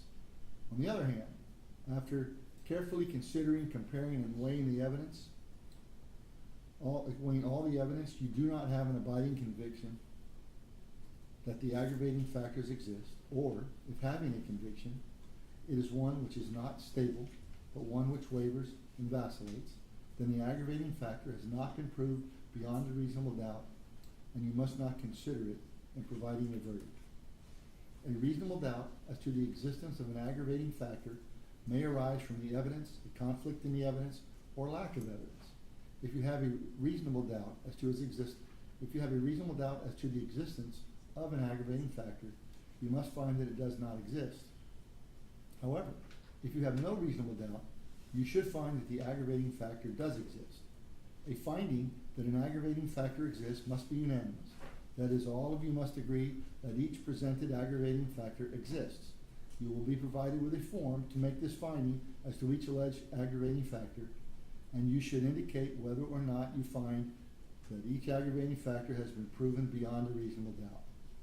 If you do not unanimously find that at least one aggravating factor was proven by the state beyond a reasonable doubt, then the defendant is not eligible for the death penalty, and your verdict must be for a sentence of life imprisonment without the possibility of parole.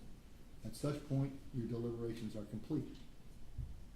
If, however, you unanimously find that one or more aggravating factors have been proven beyond a reasonable doubt, then the defendant is eligible for the death penalty, and you must make additional findings to determine whether the appropriate sentence to be imposed is life imprisonment, imprisonment without the possibility of parole, or death. If you do unanimously find the existence of at least one aggravating factor, and that the aggravating factors are sufficient to impose a sentence of death, the next step in the process is for you to determine whether any mitigating circumstances exist. A mitigating circumstance is anything that supports a sentence of life imprisonment without the possibility of parole, and can be anything which might indicate that the death penalty is not appropriate. It is not limited to the facts surrounding the crime. A mitigating circumstance may include any aspect of the defendant's character, background, or life, or any circumstance of the offense that may reasonably indicate that the death penalty is not an appropriate sentence in this case. If it is the defendant's burden to prove that one or more mitigating circumstances exist. Mitigating circumstances do not need to be proven beyond a reasonable doubt. Instead, the defendant need only establish a mitigating circumstance by the greater weight of the evidence, which means the evidence more likely than not tends to establish the existence of a mitigating circumstance. If you determine by a greater weight of the evidence that a mitigating circumstances exist, you must consider it established and give that evidence such weight as you determine it should receive in reaching your verdict about the appropriate sentence to impose. Any juror persuaded as to the existence of a mitigating circumstance must consider it in this case. Among the mitigating circumstances you may consider are: 1. Ronny Walker suffered from a seizure disorder from birth, was placed on medication, and at times had to go to the hospital because of seizures. 2. Because of his seizures, Ronny Walker suffered head injuries as a child. 3. Ronny Walker was hospitalized with double pneumonia and bronchitis at the age of 6 months. 4. Ronny Walker was sick as a child and received treatment at USF Health. 5. Ronny Walker never knew his biological father, and the witnesses have said this affected him. 6. Ronny Walker was initially raised by his mother, a single parent. 7. Ronny Walker's mother suffers from mental illness, bipolar disorder, and schizophrenia, and a severe drug addiction while he was growing up. 8. Ronny Walker grew up in the projects where he witnessed drug dealing and violence. 9. Ronny Walker's guardian sold drugs while raising him. 10. After Health and Rehabilitative Services, HRS, involvement, Ronny Walker's mother had to give Ronny Walker and some of his siblings to her sister Gloria Mason to raise. 11. On many occasions, Gloria Mason would prohibit Emma Hamilton from seeing Ronny Walker. 12. Ronny Walker's family was torn apart when he was very young. Ronny Walker's sister, Paula Hardy, was sent to live with her father and did not return to the family until the age of 10. At 3 years old, his sister, Tangi Johnson, was taken away from the family by her father. Ronny Walker did not get to reunite with Tangi Johnson until 2022. The whereabouts of Ronny Walker's brother, John Stallworth, are unknown, and his brother, Antoine Stallworth, is in prison. 13. Ronny Walker attended 5 different schools between August of 1984 and September of 1989, at which time he enrolled in his last school, Ballast Point Exceptional Center, until March 1990. 14. The school records and evidence reflect up to the 6th grade. 15. Ronny Walker's Hillsborough County school records verify he was found eligible and placed and served as a severely emotionally disturbed SED at the age of 9. 16. At the age of 11, Ronny Walker was found eligible and placed as a profoundly mentally handicapped. 17. Ronny Walker had 3 children: Ronell Walker, Paris Booker, and Ron Jazz Walker. 18. Ronny Walker's son, Ronell Walker, was murdered in 2021, approximately a year prior to this incident. 19. Ronny Walker was greatly affected by his son Ronell Walker's death and would frequently visit his grave. 20. Ronny Walker's maternal grandmother died around the time that Ronny Walker's son was murdered, and her death affected him. 21. Ronny Walker's son, Ronjaze Walker, is currently in prison. 22. Ronny Walker is supported by his mother, his siblings, cousins, and additional family members. 23. Ronny Walker offers support and encouragement to family members. 24. Ronny Walker was employed at the time of his arrest, and according to his supervisor, in the guilt phase of the trial, was a good worker and did many different tasks asked of him. 25. Ronny Walker was cooperative with officers from the Tampa Police Department in this case and voluntarily spoke to them for a lengthy period of time. 26. Ronny Walker consented to a search of his vehicle prior to the officers procuring a search warrant. 27. Ronny Walker volunteered his cell phone to officers during this investigation. 28. Ronny Walker consented to a buccal swab in this case.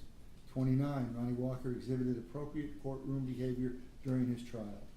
30. Ronny Walker's prior violent felony convictions were the result of a plea bargain offered by the state of Florida. The offense occurred on October 23 of 2003, and all three convictions resulted from a single incident almost 22 years ago. 31. Ronny Walker was 25 years old at the time of the prior felony convictions for which he pled guilty to. 32. According to testimony from Raymond Lee regarding Ronny Walker's prior violent felony of manslaughter, there was a struggle for the gun. When it went off, Ronny Walker did not intend to shoot and kill Elaine Caldwell. 33. The existence of any other factors in Ronny Walker's character, background, or life, or the circumstances of the offense that would mitigate against the possibility of the death penalty. 34. Ronny Walker, if convicted at trial as charged, will never be eligible for parole and will die in Florida State Prison. 35. Ronny Walker is worthy of mercy.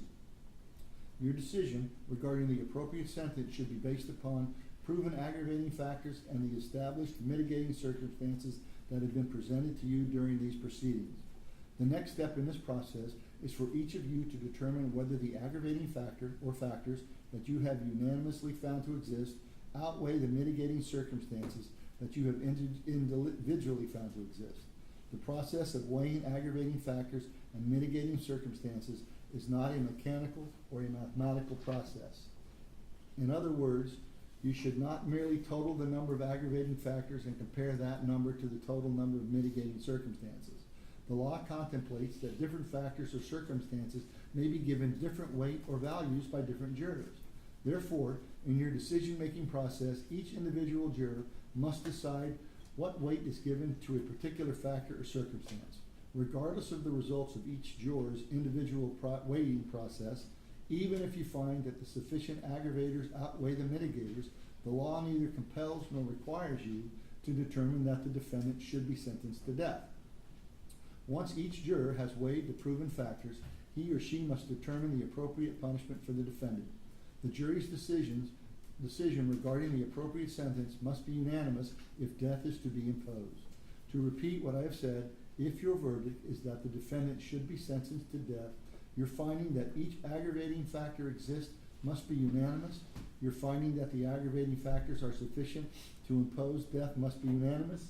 Your finding that the aggravating factors found to exist outweigh the established mitigating circumstances must be unanimous, and your decision to impose a sentence of death must be unanimous. You will be provided with a form to reflect your findings and decisions regarding the appropriate sentence. If your vote on the appropriate sentence is less than unanimous, the defendant will be sentenced to life in prison without the possibility of parole.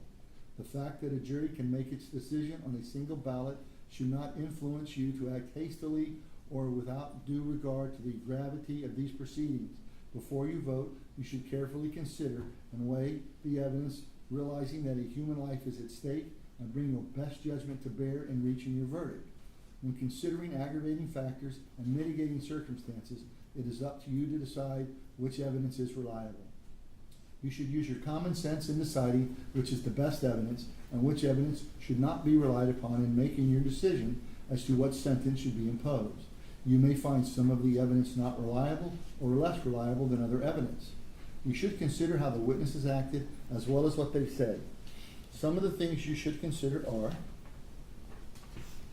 Did the witness seem to have an opportunity to see and know the things about which the witness testified? Did the witness seem to have an accurate memory? Was the witness honest and straightforward in answering the attorney's questions? Did the witness have some interest in how the case should be decided? Did the witness's testimony agree with the other testimony and evidence in the case? Had the witness been offered or received any money or preferred treatment or other benefit in order to get the witness to testify?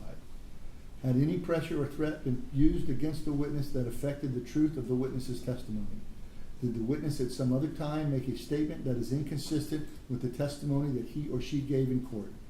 Has the witness been convicted of a felony or a misdemeanor involving dishonesty or false statement? The fact that a witness is employed in law enforcement does not mean that his or her testimony deserves more or less consideration than any of the other witnesses. It's entirely proper for a lawyer to talk to the witnesses about what testimony the witness would give if called to the courtroom. Witnesses should not be discredited by talking to a lawyer about his or her testimony. You may rely upon your own conclusion about the credibility of any witness. A juror may believe or disbelieve all or any part of the evidence or the testimony of any witness. The defendant exercised a fundamental right by choosing not to be a witness in this case. You must not be influenced in any way by his decision. No juror should ever be considered that the defendant did or did not take the witness stand to give testimony in the case. I'm going to give you some general rules that apply to your discussions. You must follow these rules in order to make a lawful decision. 1, you must follow the law as it is set out in these instructions. If you fail to follow the law, your decision will be a miscarriage of justice. There is no reason for failing to follow the law in this case. All of us are depending on you to make a wise and legal decision. Your decisions must be based only on the evidence that you have heard from the testimony of the witnesses and have seen in the form of exhibits and evidence and these instructions. Your decision must not be based upon the fact that you feel sorry for anyone or are angry at anyone. Remember that the lawyers are not on trial. Your feelings about them should not influence your decision. Your decision should not be influenced by any feelings of prejudice or racial or ethnic bias. Your decisions must be based on the evidence and the law contained within these instructions. In a few moments, you'll be taken back to the jury room by the bailiffs. When you've reached the decision in conformity with these instructions, the appropriate forms should be signed and dated by your foreperson. During deliberations, jurors must communicate about this case only with one another and only when all jurors are present in the jury room. You're not to communicate with any person outside of the jury in this case, and you must not talk about this case in person or through the use of a telephone, writing, electronic communications, such as blogging, Twitter, email, texting, text messaging, or any other means. Many of you have cell phones, tablets, laptops, or other electronic devices here in the courtroom. The rules do not allow you to bring those phones or any of those types of electronic devices into the jury room. Please kindly leave these devices on your seats where they'll be guarded by the bailiff while you deliberate. Do not contact anyone to assist during your deliberations. These communication rules apply until I discharge you at the end of the case. And if you become aware of any of these violations of these instructions or any other instructions that I've given in this case, you must tell me by giving a note to one of the bailiffs. During this trial, items were received into evidence as exhibits. You may examine whatever evidence you think will help you in your deliberations.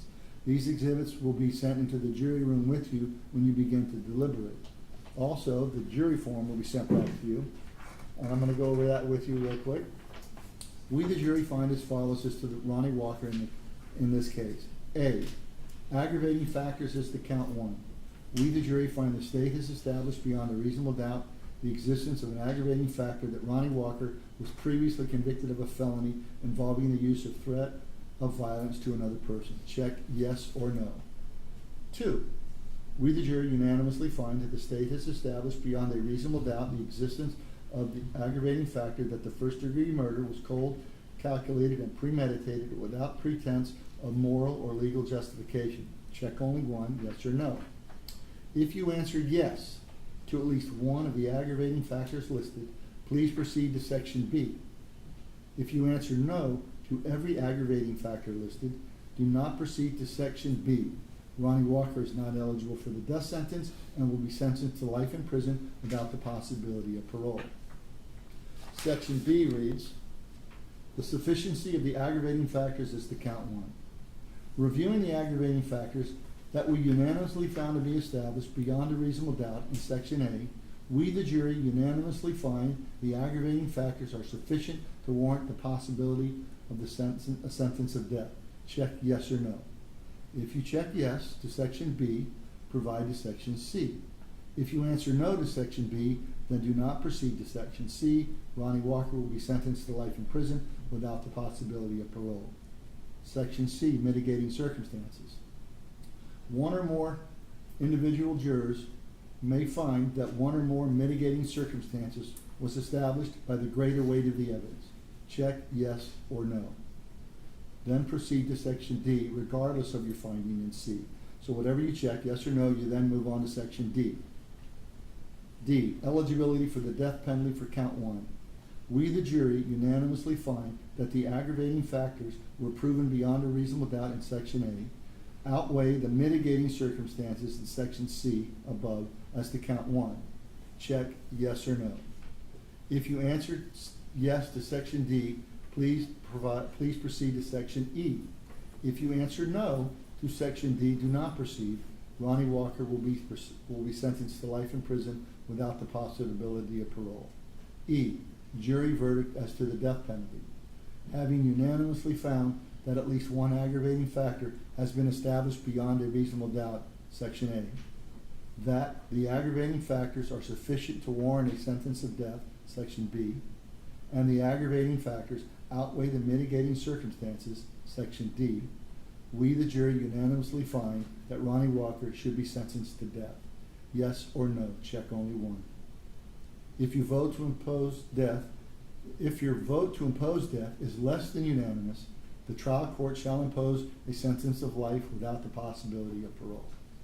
Then you sign the date that you made up your mind.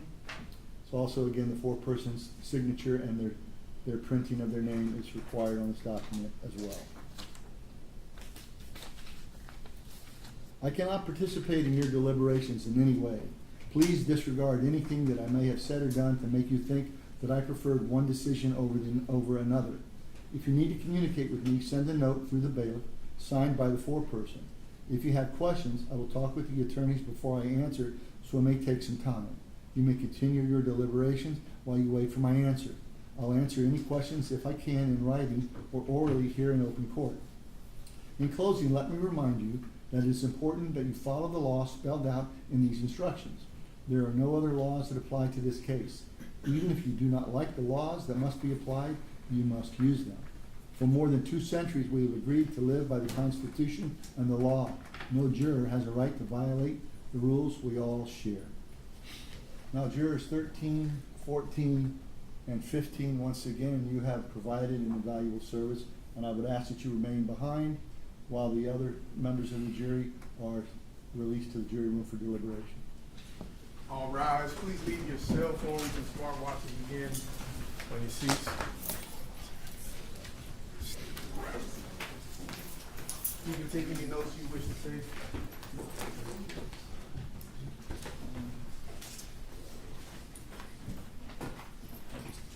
Couldn't find that over.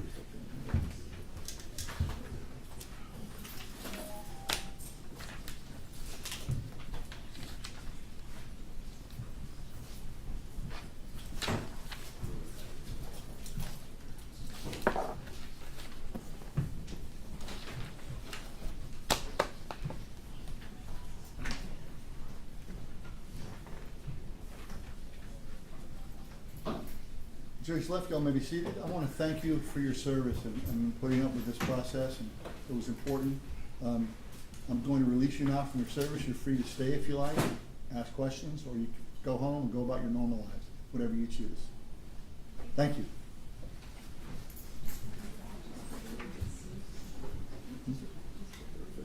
Officially, yeah. Roll number, please.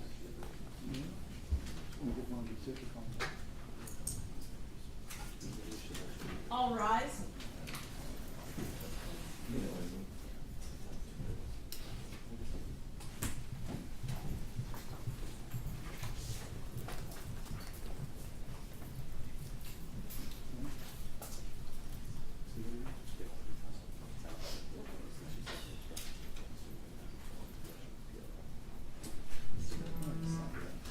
Take the courtroom and 52 hours.